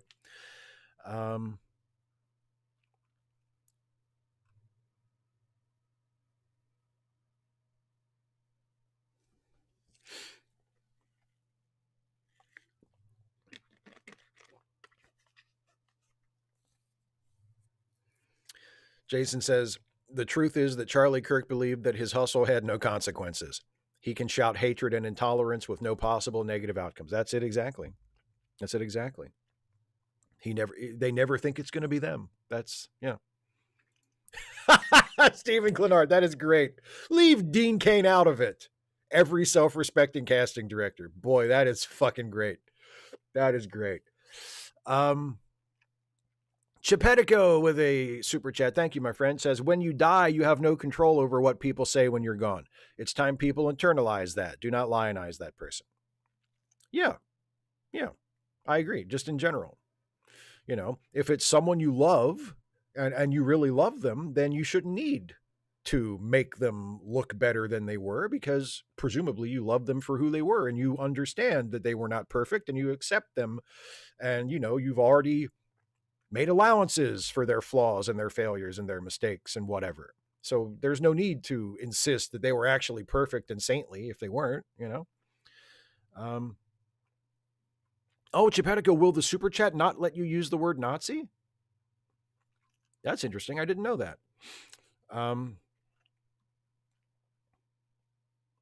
That's true, Joe. Calvin Klein invented rock and roll in 1955 in Hill Valley, California, before disappearing after almost fucking his own mom. What an upsetting pimp. I mean, just like I respect that he was able to pull his own mom, but also like that's super gross and upsetting, right? John Burns says, add the Rikers to a Stuffy and Friends. like the Riker portrait. Add the Riker portrait to Stuffy and Friends. Oh, hey, Bruce is here. Hi, Bruce Bartup is here. Hi, Bruce. Oh, Cast Iron Chaos says, why not send the Joker to the Phantom Zone? Because Batman is too proud to ask Superman for the favor. Oh, Jason, that's a good point. I'm now wondering if any of these couch Nazis who joined ICE are having second thoughts. Oh, what, you mean like the 5 of them that actually did? Did you see that picture? I don't know where it was exactly, but there was like an aerial photograph that someone shared on Threads or something of like an ICE recruitment thing. And there were like all of these, you know, obviously they had like areas roped off. They were expecting like a line of people. And like there was like maybe 20 people total there. So I don't know how good their recruitment drive is going, but yeah. Oh,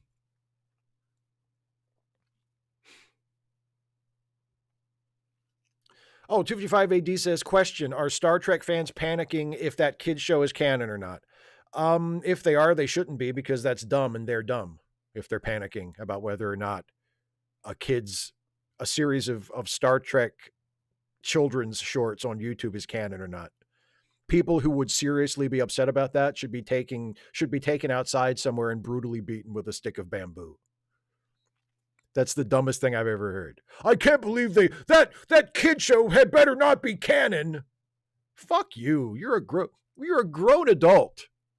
What the fuck is wrong with you? I mean, I'm sure there are Star Trek fans who piss and moan about everything. So I'm sure there are, oh God, look at this. It's, oh my God, Star Trek is dead. Look at that. It's terrible. Oh, Jesus Christ. Oh my God. I'm sure there are people that have had that reaction, but fuck them. Fuck them.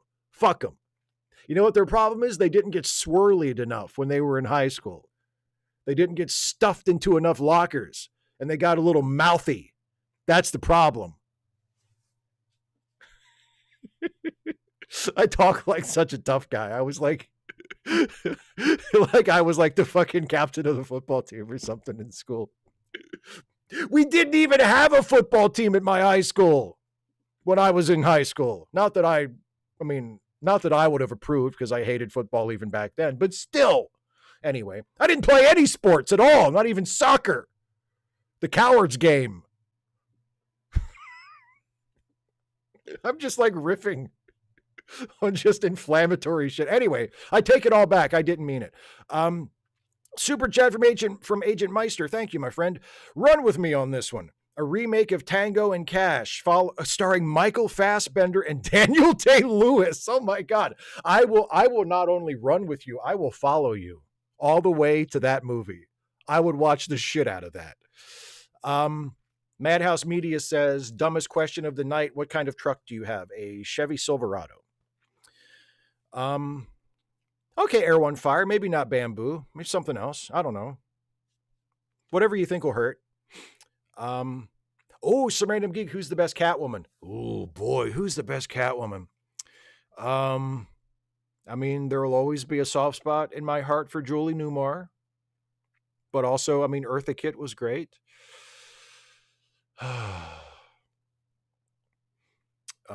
mean, Zoe Kravitz in the new one is fantastic.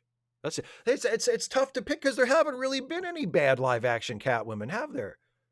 Anne Hathaway was terrific in Dark Knight Rises. Michelle Pfeiffer, of course, was tremendous in Batman Returns. It's hard to pick a favorite. I mean, I guess if I absolutely had to pick a favorite, it would probably be Julie Newmar. But it's a race. It's tough. It's like a photo finish because I mean, there have been some really, really great Catwomen. Plasma burn death. Do you think in 50 years people will argue if our current American history is canon or not? I mean, if people like Trump remain in charge, they will, sure.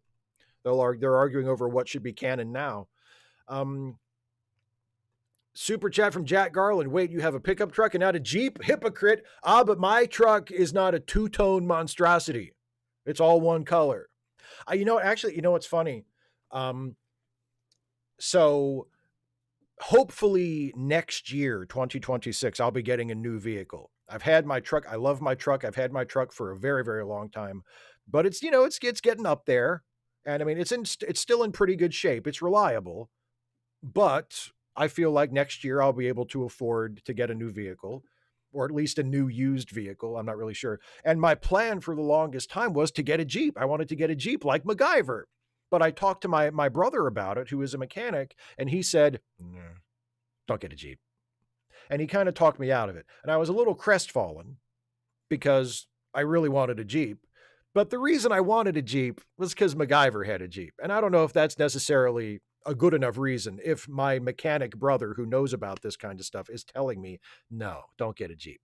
So I think I'm going to get a Bronco instead, one of the new models of Broncos that they've introduced over the past few years. And that appeals to me because my grandfather used to own Broncos when he was, back when they made Broncos the last time before Ford discontinued them. So I'll probably get a new model or a newer model, perhaps a used one, Ford Bronco instead of the Jeep that I have long coveted. But yeah, so.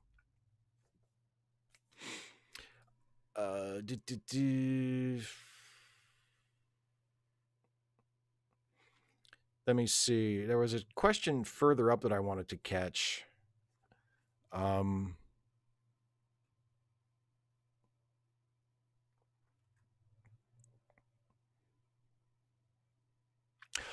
This people asking about the Strange New World season finale.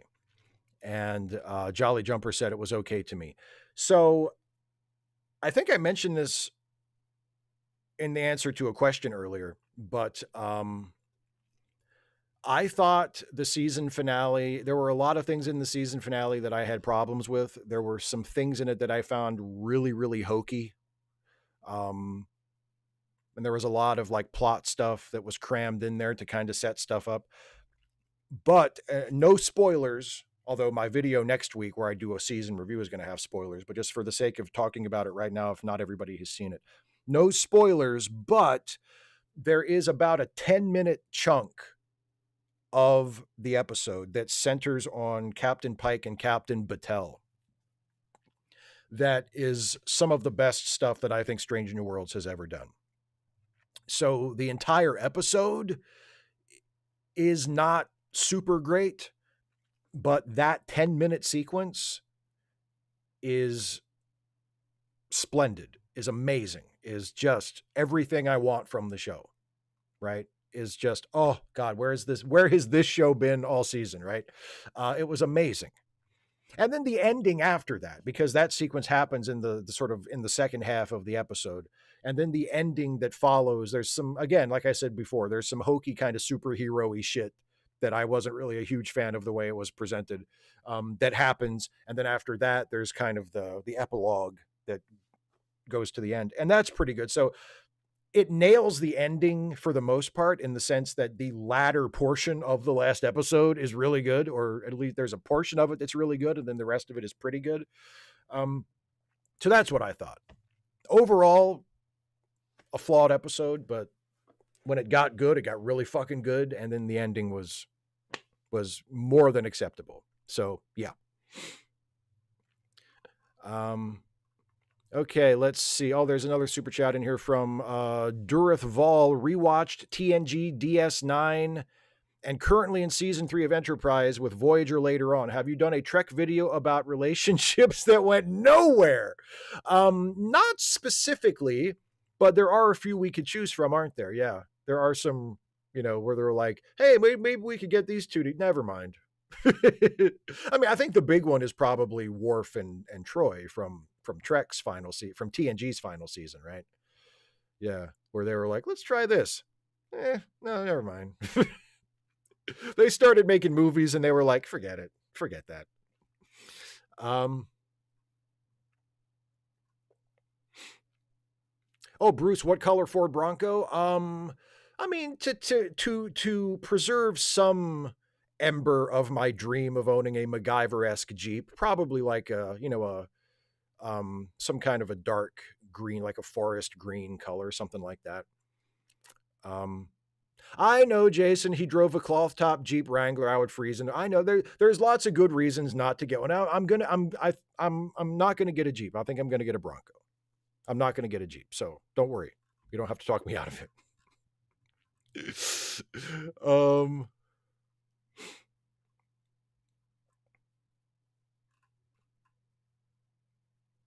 255 AD says, what do you think of the saying, it's bad optics for leftists to be celebrating and joking about Charlie Kirk's death? First of all, like, serious prominent figures in politics are not celebrating and joking about it. The people who are celebrating and joking about it are mostly people online who are blowing off steam and who have legitimate reasons to be glad that he's dead, because fuck him. And I mean, as far as bad optics to who? To people on the right? To Republicans? Fuck them. Oh no, it'll look bad to fuck them. We shouldn't be worried about what Republicans think of us. That's half the problem. That's a big problem with the Democrats, with the establishment of the Democratic Party. They're too fucking worried about how what they say and do is going to look to Republicans, who are just going to paint whatever they say and do in the least charitable with the least charitable brush possible anyway. Whatever they say and do, they're going to be framed by Republicans as radical leftists and extremists and whatever. So stop trying to be acceptable to bad faith actors who are just going to defame and insult and mischaracterize you no matter what you do. Fuck them.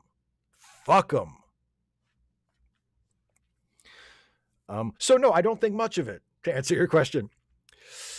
Isaiah Taylor says, is it a red truck like the one from Twister? That Dodge Ram 2500 is the only truck I would buy. It's not red. No, it's kind of a burnt orange, actually, but it's not red. It can look red in the right light, but it's not actually red. Oh, Thomas Fuchs says, what's worse, Voyager or Enterprise? Voyager. Voyager. Not that I'm a huge fan of Enterprise. Like, Enterprise is far from my favorite show, but I don't think Enterprise is as bad as Voyager. Enterprise has a lot of the same problems as Voyager. But there's less of it. And it never seems to go on autopilot the way Voyager does. In fact, Enterprise has the opposite problem. Enterprise is they're reinventing the show every fucking year. And it's like, oh, what's it going to be this year? That had like the creators kept fucking tinkering with it instead of just saying, let's just do a show. But no, I think Enterprise is better than. I mean, I still think Enterprise is is a second division Star Trek show, to use baseball terminology. But I mean, it's better than Voyager, for me, in my opinion. Cast Iron Chaos says, if you get many more patrons in your Ask Away videos, they will end up as long as Dark Knight Returns. Well, see, that's why I'm cutting the character limit. Hopefully, when I cut the character, because remember, I mean, yes, some of my answers, I do sometimes get a little long-winded in my answers. I kind of run on at the mouth longer than I need to, which is something I need to work on. But a lot of the time that it takes getting through those patron and member questions is because it just takes a lot of time to read the questions that have been submitted. So my thinking is if I cut the limit of the questions in half, then I mean, I don't think it'll completely cut the time it takes me to answer them in half because I'm still a fucking blowhard, but it will hopefully reduce the time that it takes to get through the questions. And it will allow me to do that without putting any kind of an arbitrary limit on like the number of questions or anything like that. Cause like, I don't want to discourage patrons and members from asking questions. I like that. And I like using that as like, hey, if you're, you know, paying me, if you're contributing directly and like a monthly basis to my Patreon or my channel, if you have felt that my YouTube stuff is worth that to you and you're being generous in doing that, which allows me to keep doing this, like the least I can do is say, hey, if you have a question for me or something you want me to talk about, you know, go ahead and ask and I'll make sure I get to your questions first. Like, I think I like that. I like doing it. And I like having that to sort of offer to people who are my patrons and members. So I don't want to like make it more difficult for people to do that. I just want to make it a little quicker to get through that part of the show. So I'm not doing, you know, 2.5, 3 hour live streams on Friday night.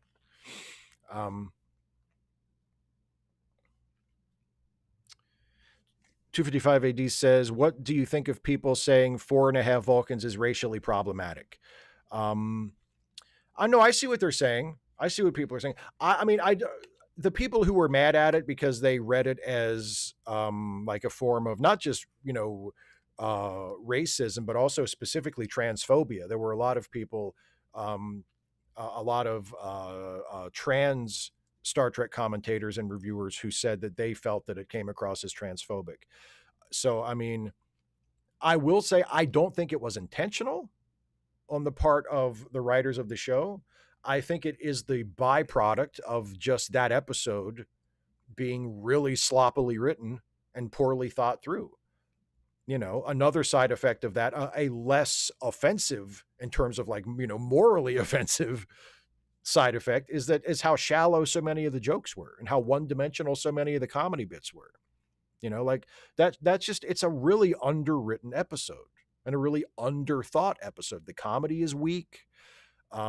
There's a lot of, I think, unintentional implications to the scenario that is presented that is the result of just having a really poorly written and underthought and underwritten script. So no, but I mean, I don't think that people who point out those issues and have problems with them are taking the show too seriously.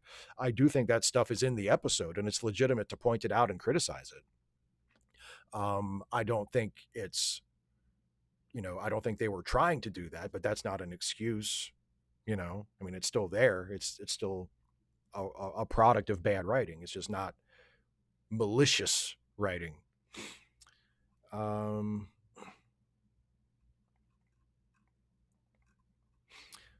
Super chat from Ken O. Thank you, Ken. Apparently, there was a white men fight back at a Kirk vigil. Who's going to tell them? Yeah, fight back against white people? Because that's who killed Charlie Kirk. A white people did that. So yeah, go ahead. Go ahead. It's all, man. It's Ken Watanabe and Godzilla. Let them fight. If right-wing white people want to fight other right-wing white people over who killed Charlie Kirk, go ahead, boys. Go ahead. Fight it out amongst yourselves. 255 AD says, did I forget Halle Berry's Catwoman existed? Yes, I did. And now you have reminded me of it. Thanks, buddy.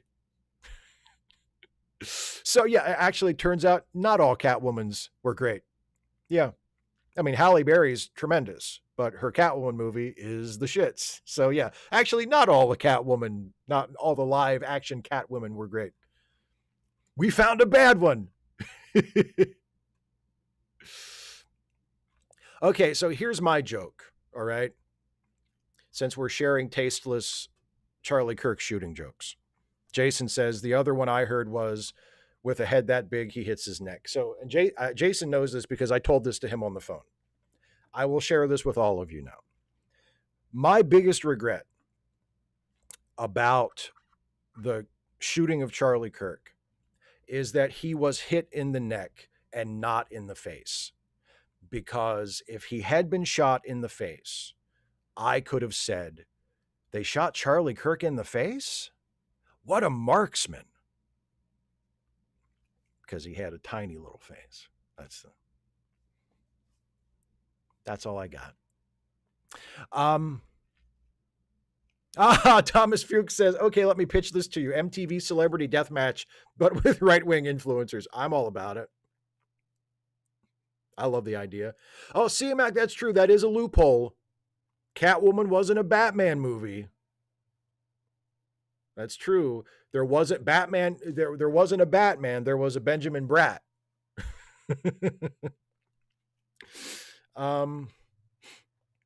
Plasma burn death. Yeah. Well, is it wrestling or is it a UFC fight? I thought it was a UFC fight. No, I'm not excited about it. No, I'm not excited about it.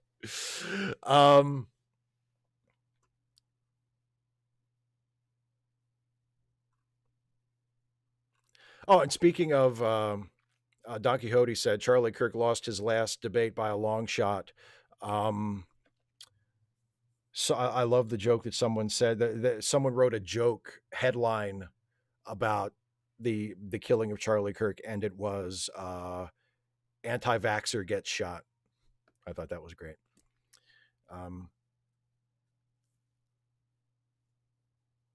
Isaiah says, is it like the Suburban that Pierce Brosnan drove in Dante's Peak? No, not exactly. Not exactly. My Silverado. No, it's not quite like that. Jason says, my favorite Catwoman was Sean Young. What, you got the audition tape? I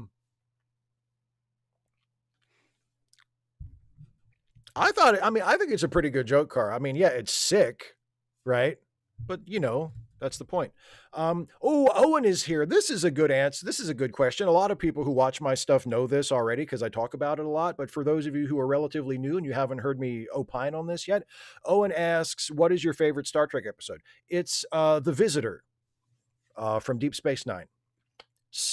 I think it's the second episode of season 4, right? It's the first episode after Way of the Warrior when Worf joins the show. So yeah, it's second episode of season 4, The Visitor. My favorite Star Trek episode. Moves me to tears every time I watch it. It's just so goddamn beautiful. I love it. I love it. I love it. And then Ken says, what's your favorite Enterprise show? Okay, so like a Star Trek show where the hero ship is the Enterprise, so not like Deep Space Nine or Voyager or anything like that. I would have to say just by default, it would be TNG of the 3 or 4, I guess, if you count animated series that are centered on an Enterprise. TNG. I mean, I love classic Trek as well. I absolutely love classic Star Trek. I love the original series, but I think I think altogether TNG is a better show. And then of course there's Strange New Worlds, which like the jury is out. I mean, if season 3 of Strange New Worlds had been better, I might have been willing to say, you know what, maybe Strange New Worlds, because the first season of Strange New Worlds is fucking perfect, is 10 out of 10. And the second season of Strange New Worlds is not quite that good. It has a couple of episodes that are like, I don't know about that one, but it also has some fucking classics and is overall a really strong season. But then this third season happened and it was like, what are they doing? What are they doing? What the fuck happened?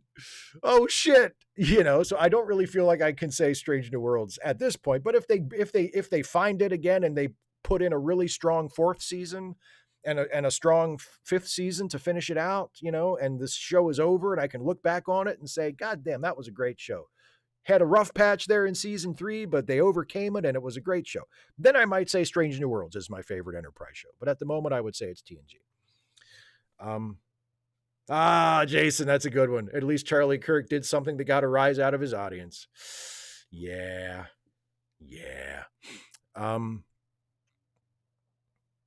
Plasma Burn Death says, quote from the heart, The Visitor, best stage voice now. Gets popcorn ready. What line from The Visitor should I quote?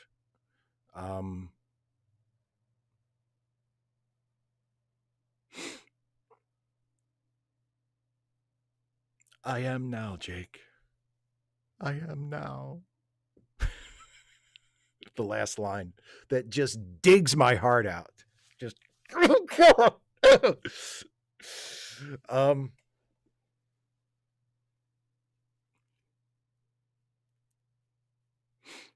Gaius Julius says Anne Hathaway's Catwoman should have been in The Dark Knight to further establish her character. I thought she was excellent, but her arc with Bruce Wayne felt rushed. Nah, I thought it was fine. I mean,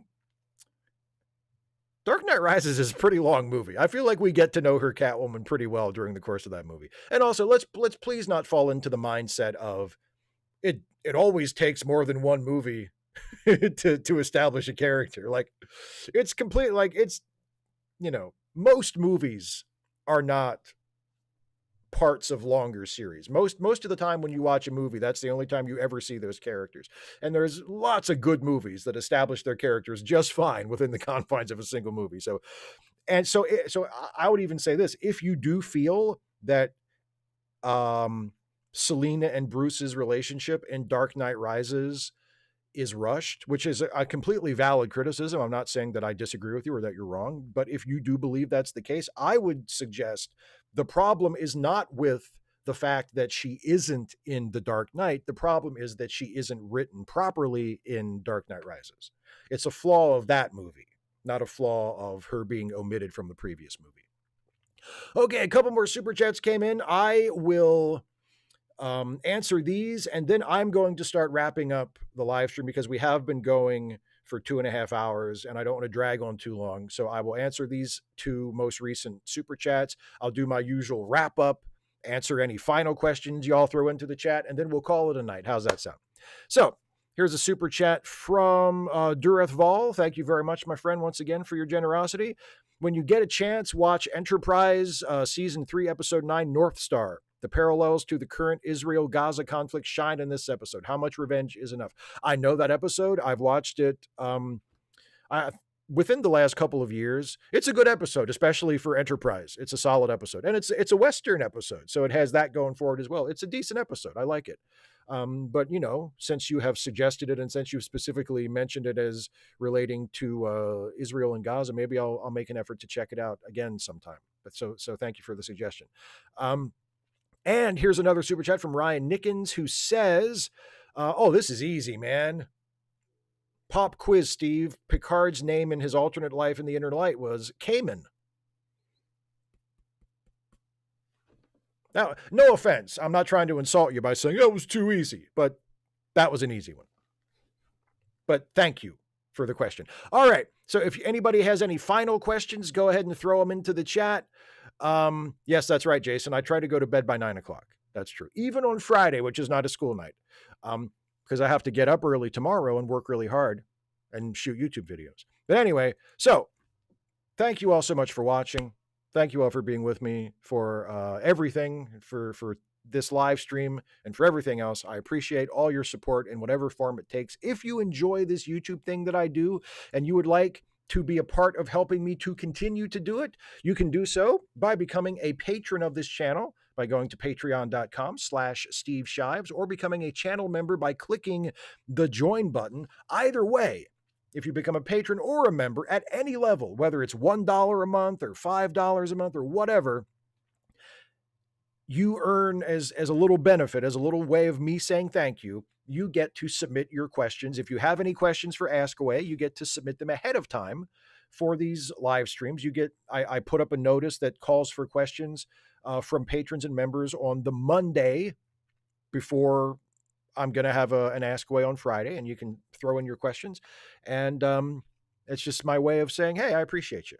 And if you have something to ask me, I will be happy to do my best to answer it. So patreon.com/Steve Shives or click the join button. Also, if you enjoy my YouTube stuff, you should check out the podcasts that I'm on with the brilliant and creative and hilarious Jason Harding, who has been in the chat with us tonight. And it's been such a wonderful thing to have Jason here in the chat. Hi, Jason. I'm glad you were here.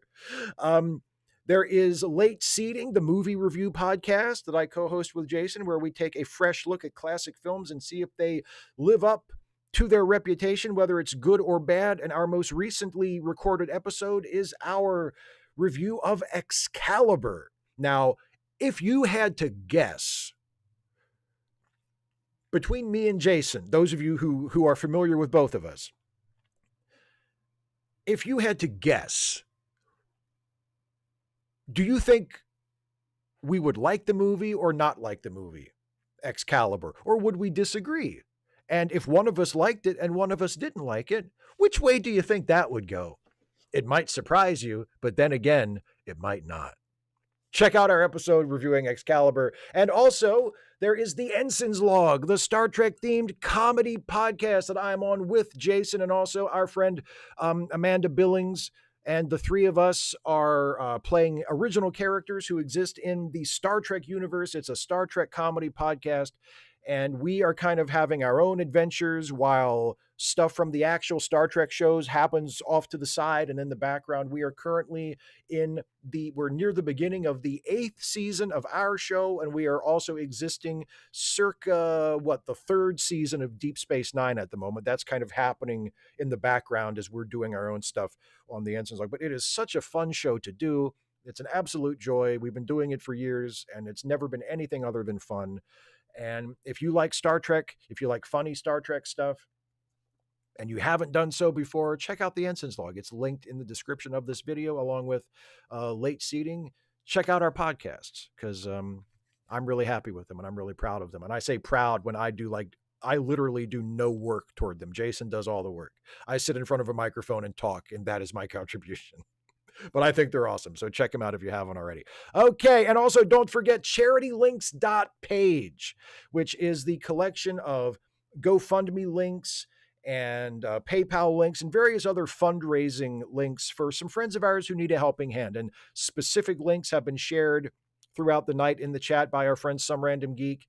So if you have some change left over at the end of the month, if you have a few bucks that you would like to put toward a good cause, please check out charitylinks.page and help some friends of ours who are in a bit of financial need. I would appreciate it, and so would they. So one more final glance at the live chat. Let's see if anybody has any last questions. Cast Iron Chaos says, don't forget Prodigy. I love Prodigy, but I think the question was about shows featuring the Enterprise, right? The Enterprise ain't in Prodigy. John Burns says they shot him in the neck to silence Charlie. Well, it worked.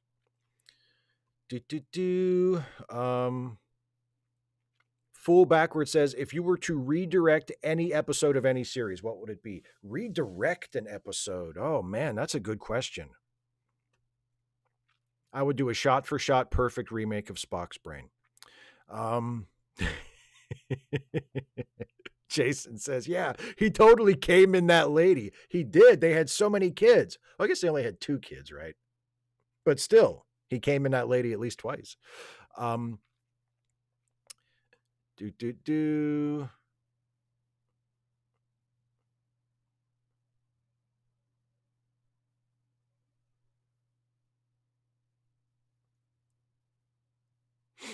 Daryl Lett says, isn't the fact that the woman from Ukraine died from stab wounds in the same part of the body as CK was shot more than just coincidental? Where's the empathy in her case? I mean, I think that almost certainly is a coincidence, but yes, there should be more empathy for her case. There should be way more empathy for her case than there should be for fucking Charlie Kirk. I know that much. Stephen G. Clenard says, remember kids, double posting is a sometimes food. Yes. Yes. People who are patrons and members do have the option to ask 2 questions for Ask Away instead of 1, or to pre-submit 2 questions instead of 1, but you don't have to. In fact, it's completely fine if you only submit 1 question per show.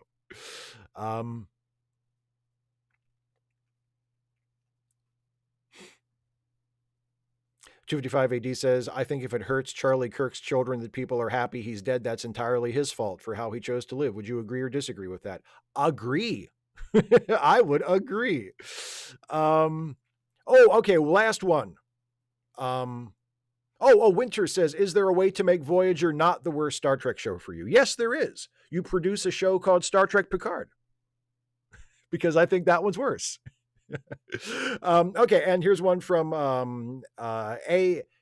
Emanon, who says, Mr. Spock versus Worf, who wins? I think Spock. I think Spock takes out Worf. Again, I love Worf, but I think Spock's got his number. All right, that's it, everybody. Thank you all so much for the questions, for the super chats. Those of you who are patrons or members, thank you all so much for your support in whatever form it takes. Have a good night. Have a good weekend. And I will see you next time. Bye-bye, everybody.